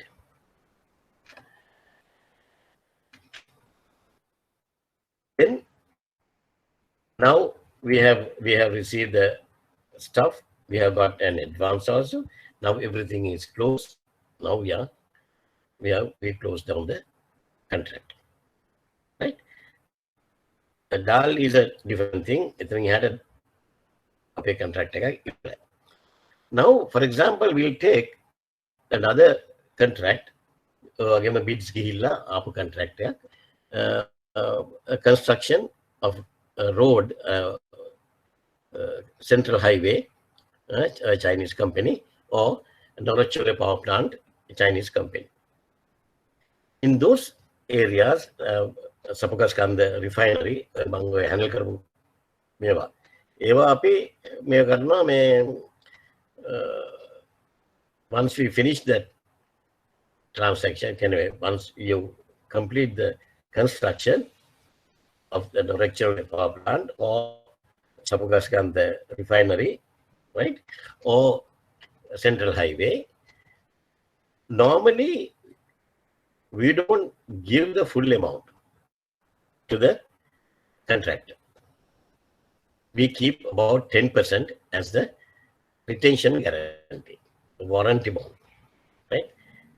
That will be released only after one year. 1 year warranty එකක් තියෙනවා, 1 year warranty period එකේ අපි 10% hold කරගෙන ඉන්නවා. But sometimes the customer might ask for the money. They will say, can you release the full amount? In a scenario like that, then we will release the full amount subject to a retention guarantee by a bank. Right? About 1 year back, one year or 2 years back, Norachole power plant again, there was a big breakdown. Right? එතෙන්ද මොකද උනේ? මෙතන retention guarantee එක තියෙන හින්දා Chinese guys came and they attend to these repairs and fix it. Otherwise, we were prepared to call the guarantee from Exim Bank. Exim Bank එකෙන් ආවනම් අරයට ගෙවන්න වෙනවා. Right? So they send a team and they fix it.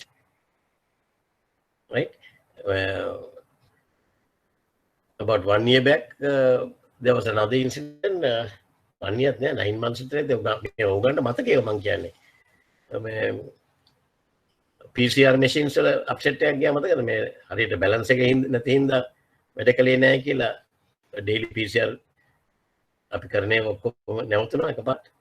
machines වැඩ කරන්නේ නැතුව. ඒකෙදිත් අපි China වලින් ඒ team එක ආවා. අපි නැත්නම් ඒකට ගෙවන්න වෙනවා. Right? So that is retention guarantee. The employee is sometimes entitled to retain a percentage of such installments, normally between 5 to 10%, as security for defects which may become apparent at a later stage. Right? In this event, contractors and employers often agreed to the release of the so-called retention money so that the contractor receives the full amount of the interim payment at once in return for a retention guarantee. This is what I have explained to you. Right? They tend to be payable on first demand, very important. So far, are there any questions? Guys are very quiet. Do you have any questions or you don't have any questions? It's very clear. But Sir, can you explain again the bid bond and the performance bond part, sir? Bid bond and the performance bond. The bid bond, I told you, we took an example now, ABCDEF, right? So everybody has put their bid. So every bid has to be supported with a bid bond or bid guarantee or tender guarantee. All are same, right? And then we select the most suitable party and award the tender to them. And the other, then we will request, once we select the party, the winning party, when we award, when we award the guarantee, award the contract to the party A, we will request them to submit a performance guarantee within 2 weeks. Because they have to perform. That performance guarantee will vary from 5 to 15%. between 5 to 15% beneficiary කියන විදිහට අපිට ඒක දෙන්න වෙනවා. ඒක දුන්නට පස්සේ තමයි we are going to cancel the bids. The bid bonds. We are going to cancel the bid bonds. Remaining bid bonds. Right? If you fail to submit the performance bond, then your bid will be confiscated. Is it clear now? So that 1 to 5% of the contract or project value, when does that happen, sir? In the bid bond? At the bidding time, when we ask for a bid bond, 1 to 5% කියලා කිව්වට එහෙම range එකක් නෙමෙයි. ඒ bid එකේ තියෙනවා ගහලා. Normally 90% of the bids are 2% of the bid value. 2%. Sometimes they will say 1%. Sometimes if it's a big one, 1,000 million or something කියලා આવත් එහෙම. එතකොට 1% කියලා එනවා. එහෙම නැත්නම් පොඩි amounts නම් අපි 2%, 3%. Normally it's 2% or 2.5%. Range එක එන්නේ between 1 to 5. Any other questions? Okay. Then we'll go to the other one, custom guarantees. Now, custom guarantees is now when the contractors often need to import equipments temporarily to carry out a contract. Right? Now, එහෙමත් වෙනවා නැත්නම් ගොඩක් වෙලාට මේ අපිට ලොකු companies වල මාත් ඒක කරලා තියෙනවා. When I came back to Sri Lanka for good, that was in 2007, right? I put all my belongings, my use කරපුවා මගේ ඒවා ඔක්කොම personal belongings. I loaded a container. One container එකක් දාලා තමයි ගෙනාවේ. Now, normally when we import something, we have to go to customs, and the custom will open the container, and then they will, then and there, they will charge us. Then and there, they will charge us. The custom duty එක ගහනවා. There are certain instances in මං වගේම අනිත් ගොඩාක් ලොකු contractors ලා කරන්නේ when they bring goods in containers, පොඩි parcel එකක් packet එකක් නෙමෙයි, container loads එනකොට you can't open the container at the customs. Then you have to take everything out, you have to check, and you have to restuff it and close it, and then you have to transport it to your warehouse. Instead of doing that, from the customs, I mean, bypassing the customs from the port, they allow you to take the goods to your warehouse by keeping a custom guarantee. Custom guarantee එකක් තියලා අපිට පුළුවන් goods ටික අරන් යන්න අපේ warehouse එකට. But you can't open. Even my one, I got the container to my place, but I was not supposed to open it. හැබැයි ඒක පිටිපස්සෙම another custom officer will come, and then he will open the container, and then he will ask us to unload it, and then he check what are the contents, and then impose the penalty, impose the custom duty. Right? ඕක අපේ අරහෙද කරන්න නැතුව දැන් මෙතන කරලා මගේ warehouse එකට මම දාගන්නේ. Easy for me. So because of that, we keep the customs with the custom authorities. We keep a bond, custom guarantee, and take the goods out. This is very common for goods imported for re-export also. Right? Make a lazy, I think අර duty එකකින් ගොඩක් ඒවා අර custom අර දීපු guarantee එකෙන්ම කපාගෙන ඒගොල්ලෝ අඩු කරලා බැලන්ස් එකක් තියෙනවා නම් අපිට දෙනවා. එහෙම නැත්නම් ඊට වඩා වැඩි නම් they will ask us to pay more. Right? They will ask us to pay more. Right? ඒ විදිහට තමයි අපේ මේ custom guarantee එක එන්නේ. But customs guarantees is very cumbersome thing because any guarantee we have a expiry date. We have expiry date. Anything after that expiry date, okay, it's expired. But these custom guarantees, these people, even though there's a expiry date, custom එක සෙල්ලම් කරන්න බෑ. මම දැන් හරිම වදයක් මම තාක්ෂණය ඉෂුව කරන්න. Even if it is expired, we can't cancel it. We have to hold on to the thing until we get the green light from the customs department. Customs department, to get the green light from the customs department, it's another issue. Another issue, right? So normally each year,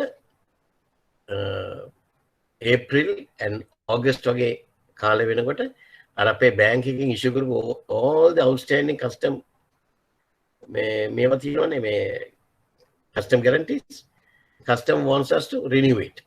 Then again we'll have to charge the customer for their fees and everything. Guarantee fees ඔක්කොම charge කරගෙන අපි අර ආපහු හැම guarantee එකක්ම ආපහු amendment එකක් දාලා renew කරන්න ඕන. හැම guarantee එකක්ම renew කරන්න ඕන. හරිද? ඕක හරිම වදයක්. මොකද මම දන්නවා එක කාලයක් when I was at Standard Chartered guarantee department was under me, I faced this issue. Right? And හැම මාස 3කටම සැරයක් එනවා. පෙබරවාරි, මැයි, අගෝස්තු, නොවැම්බර්. දැන් ඒ දවස්වල දුන්නේ ඒප්‍රිල් and ඕගස්ට් කියලා දුන්නේ. දැන් මාස 3ෙන් දෙන්න. හරිම වදයක්. පෙබරවාරි 15, මැයි 15, අගෝස්තු 15, නොවැම්බර් 15. ඕක කලේ නැත්තම් මොකද වෙන්නේ? බැංක් එක blacklist කරනවා. They will blacklist the bank, right? හරිම වදයක්. I can remember my daughter when she was in the trade, for a long period she handled the guarantees department. යා කියන්නේ ඔය කාලේ වෙනකොට තාත්තේ මට උණ ගන්නවා කියනවා. මට උණ වගේ කියලා කියනවා. ඒ වගේම ඉන්නේ. ඉච්චරම අමාරුයි. ගානවා. ඉවරයක් නැහැ. අක්කම මිස්නොත් වැඩි. So that is custom guarantees. Another one is financial guarantees, overdraft and loan guarantees. I have explained to you. Right? If you have with some other bank, if you have a collateral, you can keep that money as a collateral and request for a facility from another bank or the same bank. Financial overdraft or loan guarantees we can issue, right? Then factors considered by the issuing bank prior to issuance of guarantee, right? Factors considered by the issuing bank prior to issuance of the guarantees is supplier performance risk. We'll have to see the supplier's performance risk, the applicant's credit standing, right? And the risk of unfair calling of the bond. The risk of unfair calling of the bond. Mame presentation එක හදද්දී මම දාපු එකක් තමයි risk of unfair calling of the bond. අනිත් දෙක නම් පොත්වල තියෙනවා. Supplier performance risk, the applicant's credit standing.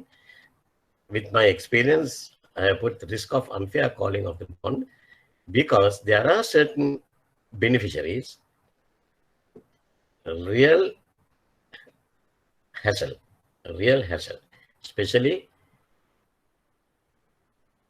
forces, Army, Navy, Air Force, police, procurement departments, hassle. They can't understand the gravity, and I don't know whether they are just calling this calling under this bonds for payments unnecessarily. Then my customer will come to me and say, sir, don't pay. I have already completed the project. And I don't know why they are calling. But according to the instruction, these are on demand. We'll have to pay, right? So normally what I will do is I will reserve the money and then I will give my customer another 1 day or 2 days maximum. Go and sort out the matter with the guys and bring me a letter. Revoking the claim, right? ඒ වගේ කරදරකාර කට්ටියට මම නම් ඉෂුව කරන්න කැමති නැහැ. මොකද ඉෂුව කළාට පස්සේ අපිට හරි වදයක්.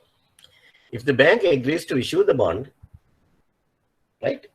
If the bank agrees to issue the bond, it will mark the bond value against applicant's credit line. We are having a bank guarantee credit line. So we'll have to mark the bond value against the applicant's credit line, right? Like we are issuing a LC. When you are issuing an LC, we mark it under their credit line, LC line. Make it guarantee line again, mark karna. Request for a counter indemnity from the applicant. Always we have to get a counter indemnity from the applicant because we are giving an assurance on behalf of the customer. So if there's a demand, then we should pay. Then we have to recover it from our applicant. Counter indemnity. Generally, the charges are on annual fee base on the bond value. For example, 2 to 3% of the bond value. I heard now it has gone up to 2 to 5%, right?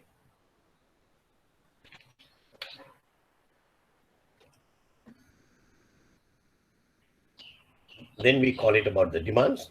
We discuss when there's a demand, what we are going to do. Any demand for payment under a guarantee shall be in writing.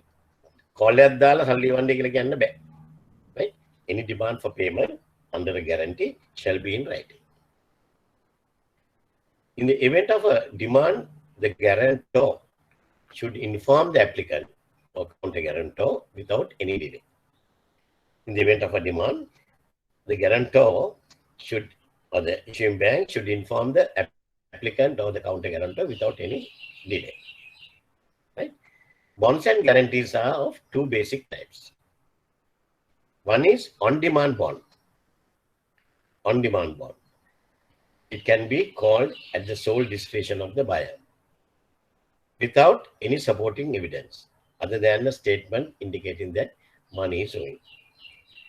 On-demand bond, you don't have to ask for a supporting documents. Right? You just call on the tender, guarantee. Call on that guarantee. Right? The second type is a conditional bond. A conditional bond specifies the documentary evidence that must accompany a claim. Now, for example, if you are putting up a hotel building or apartment building, right? Contracting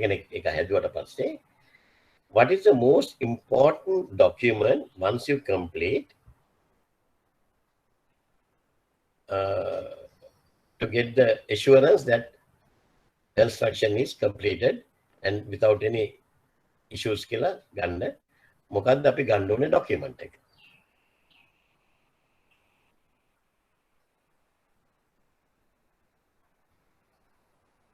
මොකද්ද අපි ගන්න document එක? ගෙවල් එහෙම හැදුවාම අපි ගන්නේ COC. Very good. Certificate of conformity. Certificate of conformity. COC එක ගන්න කියලා. ඔය පුතාලා බැංකර්ස්ලා මේ ඔයගොල්ලෝ COC මොකද කියලා දන්නවා? ඔය මුකුත් දන්නේ නැත සරමාන්තන් ඉන්න කොන්ට්‍රැක්ටර් දන්නවා COC එක තමයි ඉල්ලන්නේ. COC එක නැත්නම් ඒක අපිට ක්ලේම් කරන්න බෑ. සමහරවිට COC එක ඉල්ලුවම අපේ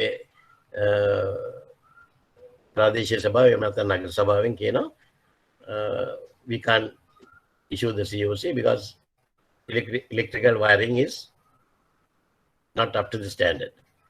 COC failed. Emanang, you can call on the bond, a conditional bond. A document evidence. Emanatu conditional bond එකක් තියෙනවා නම් ඒක අපි දානවා. What is the condition? When there's a claim, they have to support it with the documentary evidence. Our documentary evidence is තමයි අරගොල්ලෝ ඉල්ලුවාම COC එක එන්නේ negative COC එකක්. Negative වහම ඒක තමයි දාන අපි documentary evidence එකක් හැටියට දෙන්නේ. Right? Even though an on-demand bond exposes the contractor to the risk of unfair calling by the employer, it is more common in the competitive tendering market. Right? Unfair calling ආවත් on-demand bonds තමයි එන්නේ. It's very more common. Right? About 90% on demand. The banks must simply pay out upon receipt of documentation specified in the bond without disputing the rights and the wrongs of the bond claim. We are not policemen. Right? ඒක අරගලන්ට බේර ගන්න කියනවා. අපිට දෙන්නේ on demand આવත් අපිට ගෙවන්න වෙනවා. Therefore, it is advisable to obtain insurance against unfair bond calls. Right? මොකද තෝරන්නේ ඒ වගේ කස්ටමර්ස්ලා මේ කියන්නේ පාටිස් ටිකක් identify කරගෙන blacklist කරගත්තාම අපිම මේගොල්ලන්ට අපි issue කරන්නේ නැහැ කියන එක. Important operational aspects of a bank guarantee. Right? මේ හරිය guarantees කරන කට්ටියට හරි important නැති අයටත් important. කවදා හරි ඔයගොල්ලෝ guarantee sheet එකට වාඩි වෙන්නත් පුළුවන්. ඒක වාඩි වෙනකොට මේවා important වෙනවා. Format of the guarantee. Normally, all guarantees should be issued in accordance with the bank's approved format. Right? All the guarantee, අපේ හැම bank එකටම තියෙන bank guarantee formats. එහෙම නේද ඔයගේ? මරේ? right නේ ඔයගොල්ලෝ දන්නවද? formats තියෙනවා. ඒ bank formats වලට තමයි issue කරන්න පුළුවන්. right? මොකද ඒවා අපේ legal department again sanctions අරගෙන තියෙනවා. Any deviation of the format to comply with the specific requirement of the beneficiary should have the approval of the bank's legal department. Any deviations, we have to go for legal approval. ඔගොල්ලෝ දන්නේ නැහැ මේක. මම දන්නෙත් නැහැ. These are legal documents. Money can be claimed. So, best thing is to refer to the legal and get their okay. Right? Certain reputed beneficiaries will have their own formats and expect the guarantee to be issued in such formats. Some are reputed companies, they have their own formats, so they want to issue their guarantees in their format. So normally we know who are those customers. අපි කලින්ම ඒගොල්ලන්ගේ formats වලට අපේ මේ legal approval අරන් තියෙන්නේ. If not taken, then we have to apply for legal approval and wait for the okay from the legal department. එහෙම නැතුව සමහර ලොකු organizations වල අපි කලින්ම අරගෙන ලෑස්ති කරලා තියාගෙන ඉන්නවා. ඒගොල්ලන්ගේ special formats තියෙනවා. Wordings of a guarantee. There are no standard international regulations to word guarantees. Hence, it could be worded freely depending on individual requirement. Standard international regulations there. Simple with it, you can word it. But don't put complicated words. Right? However, it should contain to indicate the purpose for which it is issued, expiry, and the conditions under which claim to be made. Those three are very important. Right? Important aspects in a bank guarantee. when we are issuing a bank guarantee, what are the important aspects? The name of the applicant should be there, name of the beneficiary should be there, a short description of the underlying transaction requiring the issuance of guarantee, right? We have to give a brief description of the underlying transaction, right? The maximum amount payable and the currency which it is payable. The maximum amount payable and the currency which it is payable, right? Terms and conditions for claiming the payment in case of an eventuality. Date of expiry of the guarantee, applicable law, applicable currency, then the applicable law. This guarantee is subject to the jurisdiction of Democratic Socialist Republic of Sri Lanka. Then jurisdiction right? Format of the guarantee should be approved by the applicant and should be in accordance with the specification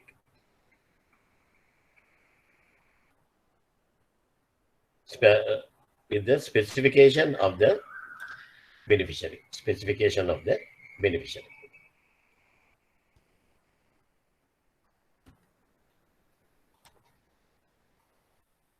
Important liability clauses in a bank guarantee, right? Important liability clauses in a bank guarantee. It is important when we are issuing the bank guarantee, we'll have to say this bank guarantee is irrevocable and unconditional, right? මේවා අපි මේ wordings තියෙන්න ඕන හරියට. ඒවා තමයි අපේ legal department බලන්නේ. Is it irrevocable and unconditional? Otherwise, the applicant or the beneficiary can change the way they want. Payable on first demand, very important. Without contestation, demur or protest. Without contestation, right? කරන්න බෑ අපිට. මේකට challenge කර යන්න බෑ. Right? Protest කරන්න බෑ. අපි on demand we'll have to pay. Without reference to the principal in case of a claim.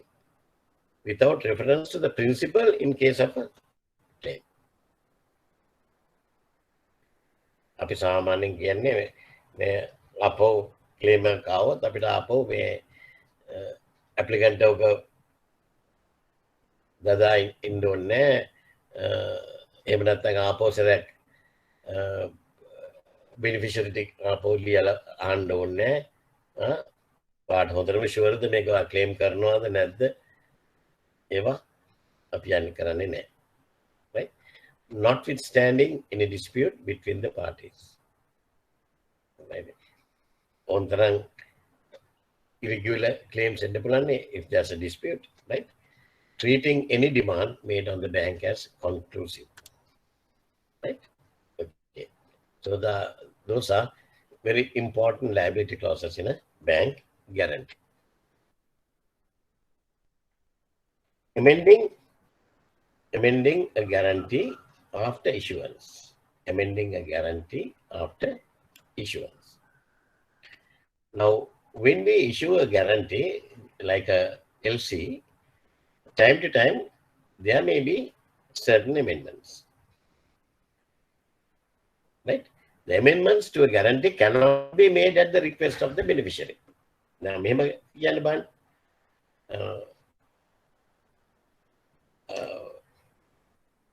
we are putting up the building. So the owner of the building will say, we have given a bank guarantee.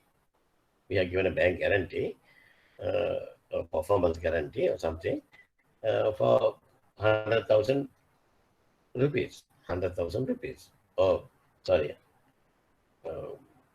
10 million rupees. 10 million rupees. ඔය අනාතරේ මෙයා මේක change කරනවා. මේක other specification change karna, amount ka change karna, right? So the beneficiary will send a letter to the issuing bank guarantor that this has to be increased to this amount, right? Or you have to include these conditions. එහෙම beneficiary කියන විදිහට කරන්නත් බෑ. Right? However, if such request is approved by the principal, the customer, banks could comply with such request. When we receive a request like that, then we have to inform our customer. Right? Then he will go through it and he will advise the bank, okay, now you can comply with such request, right?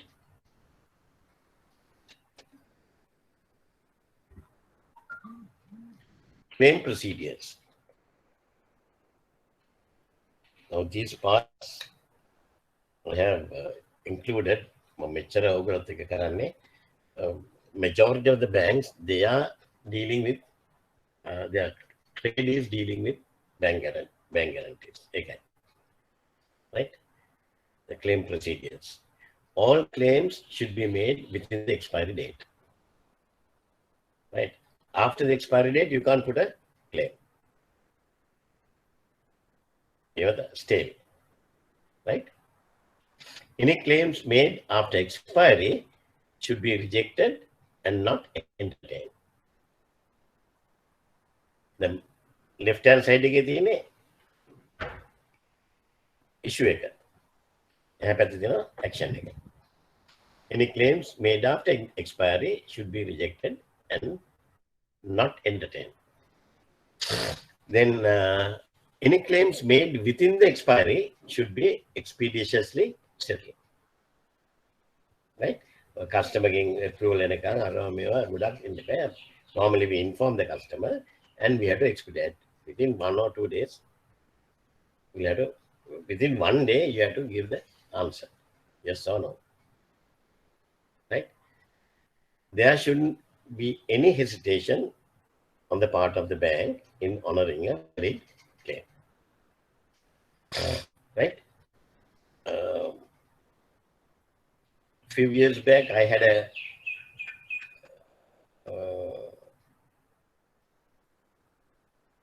I had to issue a guarantee, right? Ekna monawa danne nෑ mama ඊට පස්සේ මම බැංකියෙන් අයින් වුණා. Was for about 20 million rupees. And the beneficiary is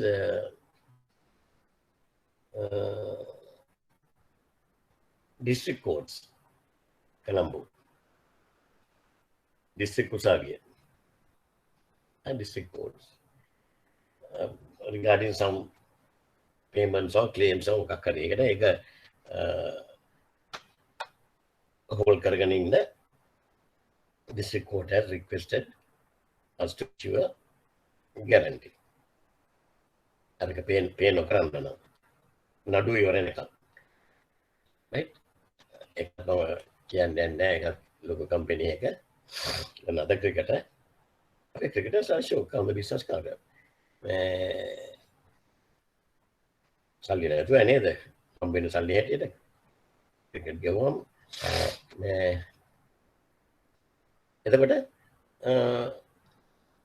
There shouldn't be any hesitation on the part of the bank in honoring a valid claim. Mama hari akamati usavi nolla thingeva. Those people can't understand. Right? They are not bankers. Not bankers, then they are not practical. Ganda sitata claim karai. එතකොට මේ අර මනුස්සයා අපිට කියන injunctions මේවා pay කරන්න එපයි කියලා. ඒ වගේ issues වෙනවා. Right? ඒකෙන්ද හරි පරිස්සම් ගන්න ඕන courts වලට issue කරන guarantees වලට. 20 million guarantee එකකින්ද හොඳ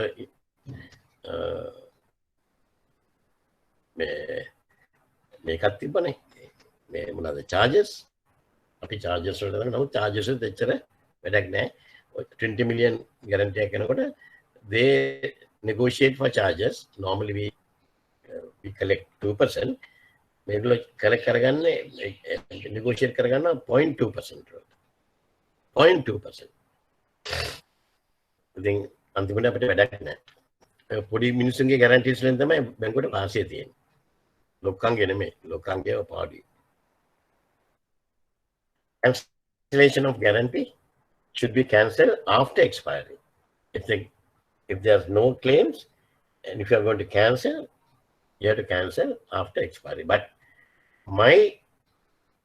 this is a book.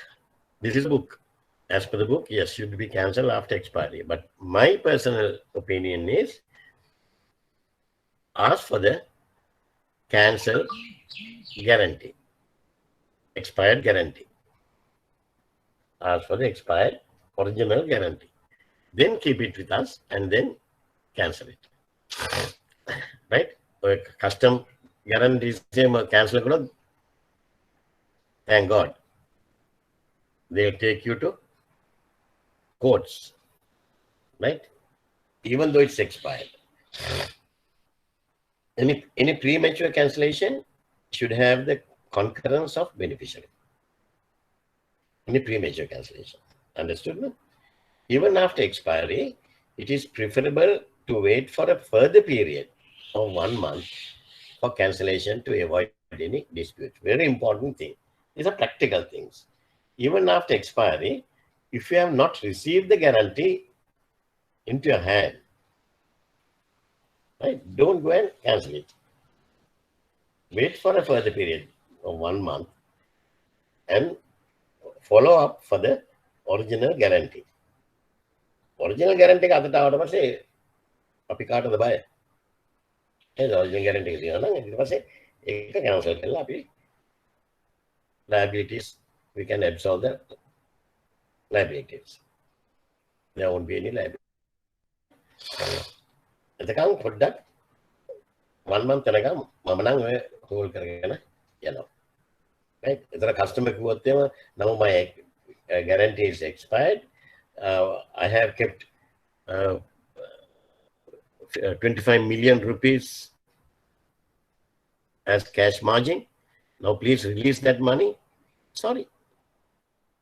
Bring the cancel guarantee from the beneficiary. Then I will refund it.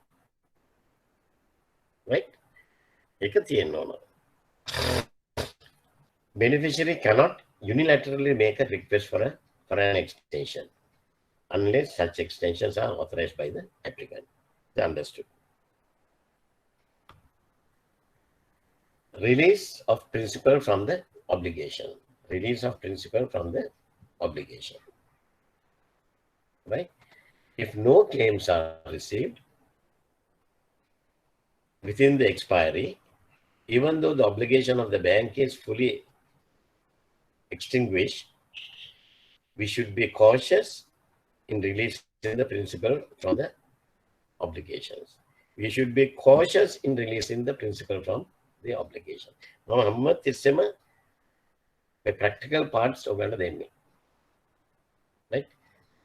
Banks will validate කරනවා කරන්න එපා. මට ඕනේ කවදාරි ඔක්කොම banks එක වගේ යන්නත් ඕන, හරි දේ කරන්නත් ඕන. Right? Claims නැතුව after the expiry එකපාරට කලබල වෙලා obligations වලින් customer release කරන්න එපා. Right? In certain countries, the expiry dates are not enforceable. In certain countries, the expiry dates are not enforceable. Who can stop the bank from honoring its claim? Who can stop the bank from honoring his claim? No one has the authority to stop the bank from honoring its claim. However, if there's a dispute, only a court injunction could restrain the bank from honoring the claim. They have to get a court injunction against the bank and then serve the court injunction to the bank. Right? Most often, attempts by principal to obtain such an injunction or restraining order are refused by courts. Right? Courts නිකන් දෙන්නේ නැහැ සෑහෙන case එක fight කරන්න ඕන.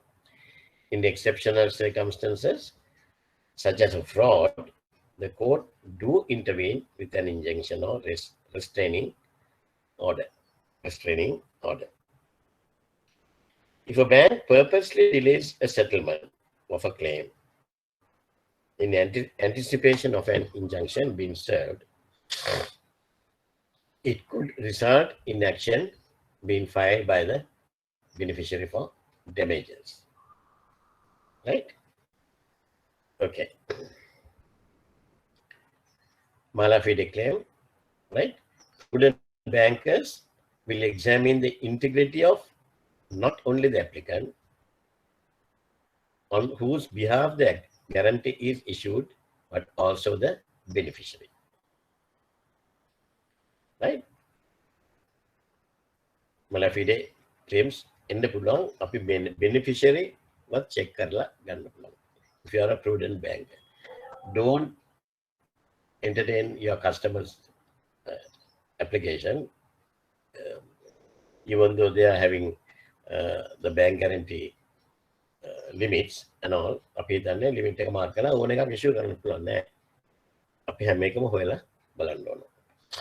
In this additional precaution is not taken, if this additional precaution is not taken, there could always be a possibility of a mala fide claim, which the bank will not be in a position to resist in terms of its obligation and commitment under the guarantee. Right? Mankuanara unfair calling in it may okay mala fide claims. In other words, bank guarantee is a blank check.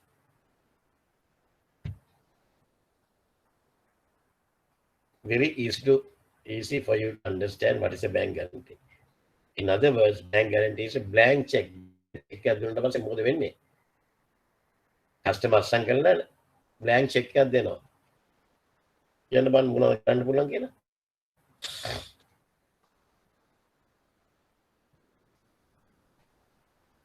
Bankers You can encash a check for any amount. Yeah, you can write any amount and encash it. It is risk. Bank guarantees are also like that, right? There are instances bank guarantees are used for certain fraudulent transactions and not for the real purpose for which such guarantees are issued, right? Uniform rules for demand guarantees. Uniform rules for demand guarantees. Now, up to this place, this will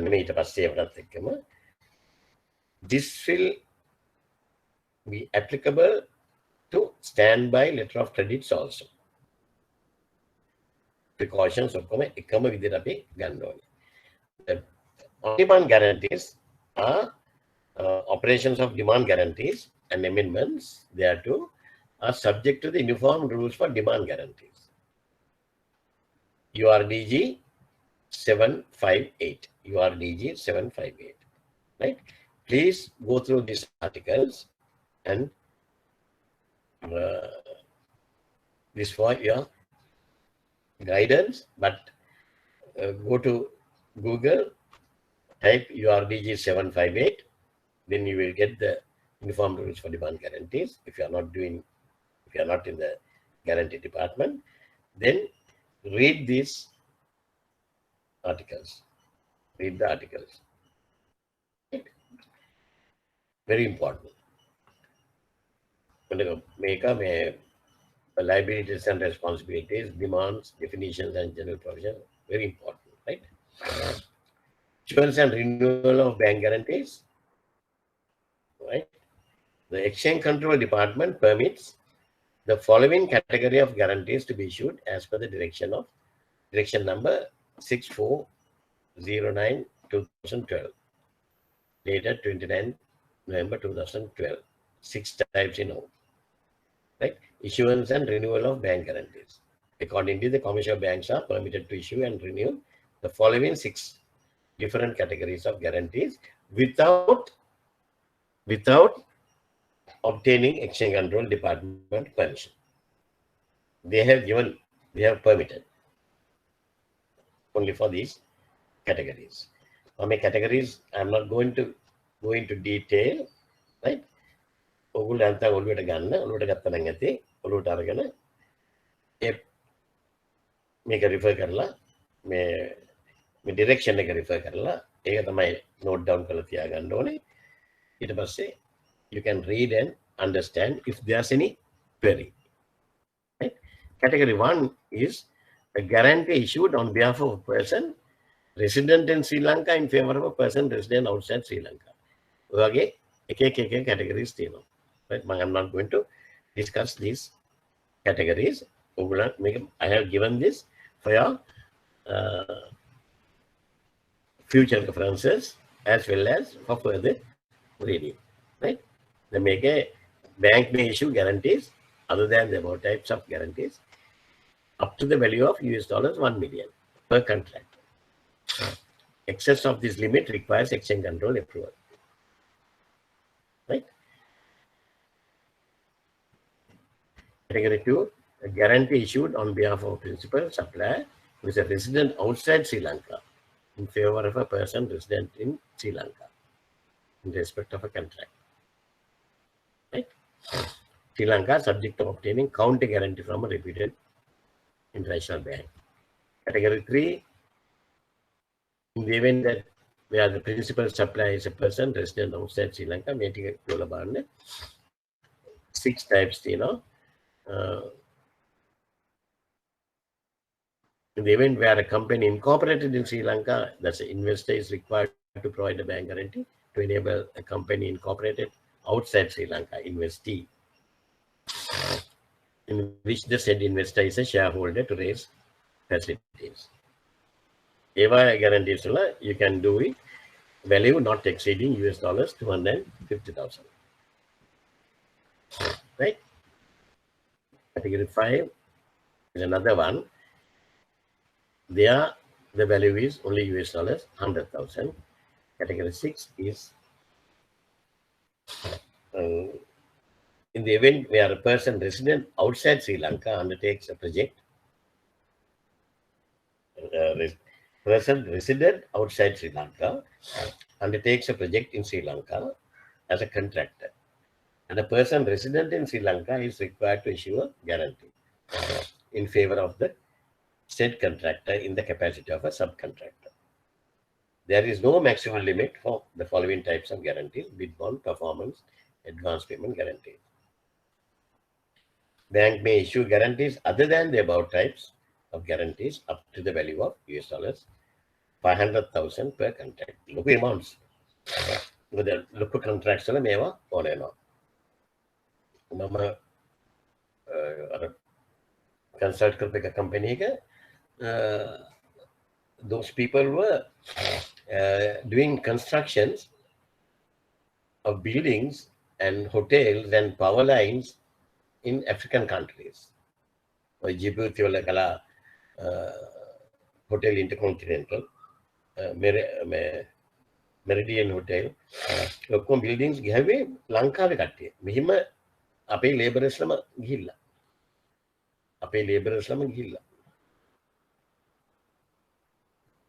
මෙහෙම අරලා කලේ ඒ වගේ countries වල ඒ වගේ අපිටතර bonds වලට ගැරන්ටිස් වල massive අමවුන්ට්ස් අපි යන්නේ right වලේ සල්ලි ටික ලයිට් ලංකාවට එනවනේ ඒ සල්ලි ලංකාවට එනවා අපි කොන්ට්‍රැක්ට් එක ගන්න පස්සේ this foreign income right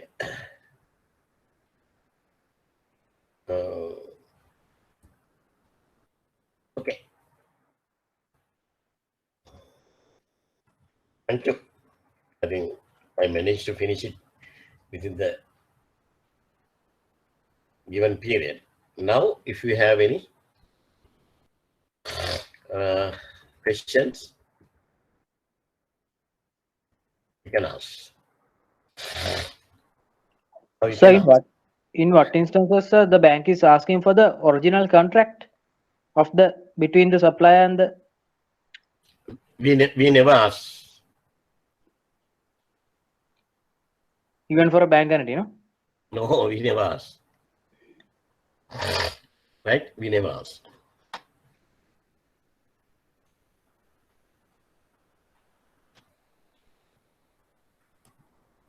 Any questions?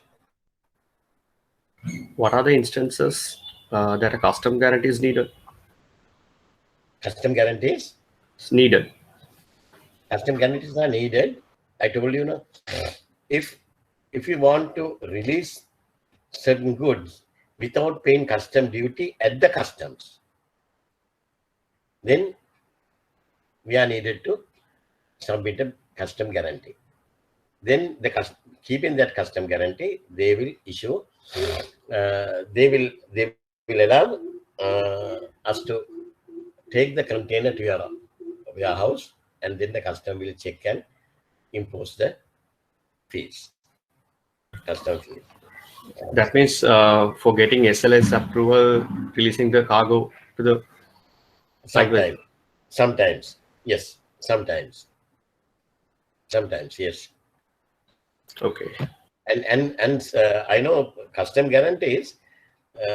I have faced that issue personally. When I went to clear my goods, they wanted me to submit a custom guarantee.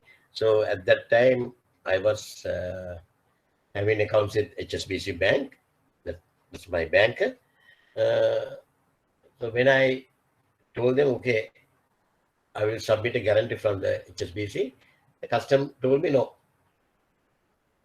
we need a guarantee from HNB.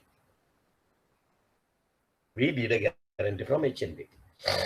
නැති මොකද කරන්නේ දැන් මම ගිහලා HNB එකේ account එක ඇරලා savings account එක ඇරලා මට වැඩක් නැහැ current account ලොකු deposit එකක් දාලා then I asked him to keep that deposit as a security and to issue me a custom guarantee.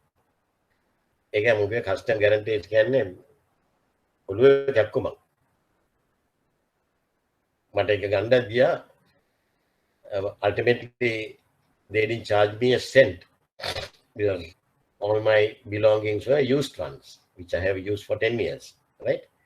I think they were used items, so and my quota that was well within the quota. I think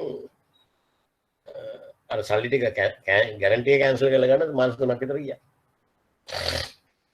customs. So the customs, they are not issuing claim withdrawal letters very easily, no, sir? Not easily. Not easily. Months, What I mean, my summer experience with when I was at Standard Chartered, you can't bag and you are looking away. It's a Burukina Gila. Taking the Kiane. A charitable.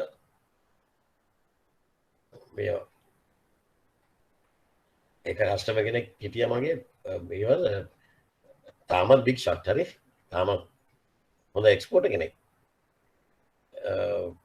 Export කරන්නේ මේවා මේ traditional ඒවා නෙමෙයි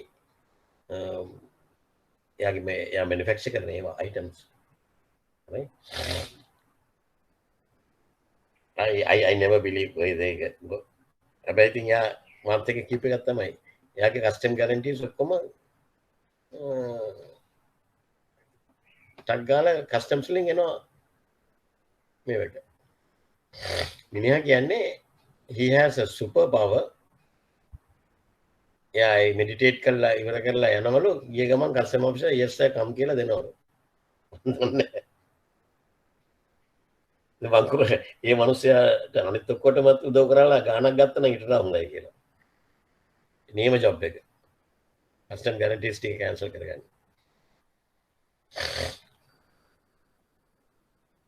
right any more questions right එහෙමනම් next week and week after next Mrs. Anova Ransingh will take the classes. Topic is supply chain management. You have to study before you come to the class. I think I have discussed everything with you. Article 19 to Article 25. Transport articles. මේ කරගෙන එන්න. ඊට පස්සේ ඔයගොල්ලෝ පොඩ්ඩක් බලන්න ඔයගලන්ට මොනවාද ඕන කරන issues මොනවාද කියලා ඒ ඕන කරන issues තියෙනවා නම්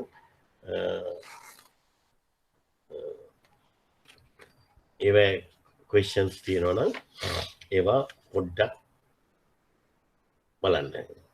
right? මෙතන මම බැලුවේ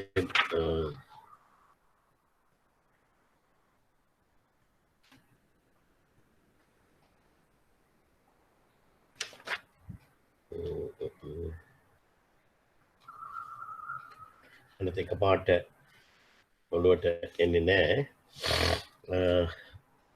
ඔයගොල්ලෝ චෙක් කරලා බලත හැකි මේ ඔයගොල්ලන්ගේ සීනියර්ස් ලගෙන් මොනාරි කේසස් තියෙනවද මොනවාද දැනගන්න ඕන දේවල් තියෙනවද සප්ලයි චේන් මැනේජ්මන්ට් වලදී ඒවා පුළුවන් තරම් ක්වෙස්චන්ස් අරගෙන එන්න. ඔය carry indemnities carriers එතකොට bill certain types of bill of ladings, right? Especially air transport documents. Are you doing අපි කතා කරන්නේ? ඉතින් ඒවා චෙක් කරලා බලත හැකි. එතකොට මේ how the airway releases, right? Marine ocean port to port, the title documentation, negotiability, right? ඒ වගේ තියෙන තරම් ඔක්කොම questions ලෑස්ති පිට එන්න උගන්න ප්‍රයෝජනක් වේවි. පුළුවන් තරම් ඉගෙන ගන්න. මොකද මට මම කියලා දෙනට වඩා හොඳයි ඉන්ඩස්ට්‍රි එක්ස්පර්ට් කෙනෙක්ගෙන් ඔයගොල්ලෝ ඉගෙන ගන්න එක. අපි ඒක තමයි හැමදාමත් කරන්නේ. මේ පාර මං forex එකටත් මම ඉන්ඩස්ට්‍රි එක්ස්පර්ට් කෙනෙක්ව ගේනවා. ඒතර ඔයගොල්ලන්ට අපි forex sums ටික මං කියලා දෙන්න. මොකද මම කරන තරම් ලේසියට ළමයින්ට ඔළුවට යන්නේ නැහැ. අනිත් එක ළම පොඩ්ඩක් අප්සෙට් යනවා. මම සාමාන්‍යයෙන් උගන්න බොහොම සිම්පල් විදිහට ඒකින්ද උගන්ට ලේසි ඉගෙන ගන්න. නමුත් අර forex වල තියෙන inside parts better to get a clarification from an expert. A dealer කෙනෙක්ගෙන් treasury dealer කෙනෙක්ගෙන් ගත්තාම හරි. Okay. Then Mrs. Anoma Karnavanan will meet you after. Anyway, I will join you next week, right? Mark in a traffic but she will conduct the classes. Okay? But be punctual, 1 o'clock outside again. Nama lukuta kaya gahala තියෙන්නේ. හරිම හොඳ ළමයි ටිකක් ප්‍රශ්න අහනවා උදේට දැන් මාත් එක අහනවා ඒ වගේම අහන්න ඕන. හරි ඊටත් වැඩිය අහන්න ඕන. එයාත් කිව්වේ හරිම හොඳයි. මටත් ඕනේ අන්න ඒ වගේ ක්‍රවුඩ් එකක් තමයි කියලා. සමහර දවස්වලට ක්ලාසස් කරලා ඉවරලා මට කියන අන්නේ මිනිස් කාලේතර කරන්න එපා වුණා. එක ළමයෙක්වත් කතා කරන්නේ නැහැ කියලා. එහෙම නැතුව ලෝතරම් කතා කරන්න අහන්න ප්‍රශ්න. Be punctual and she will give you the best. Okay. All the best. Good luck.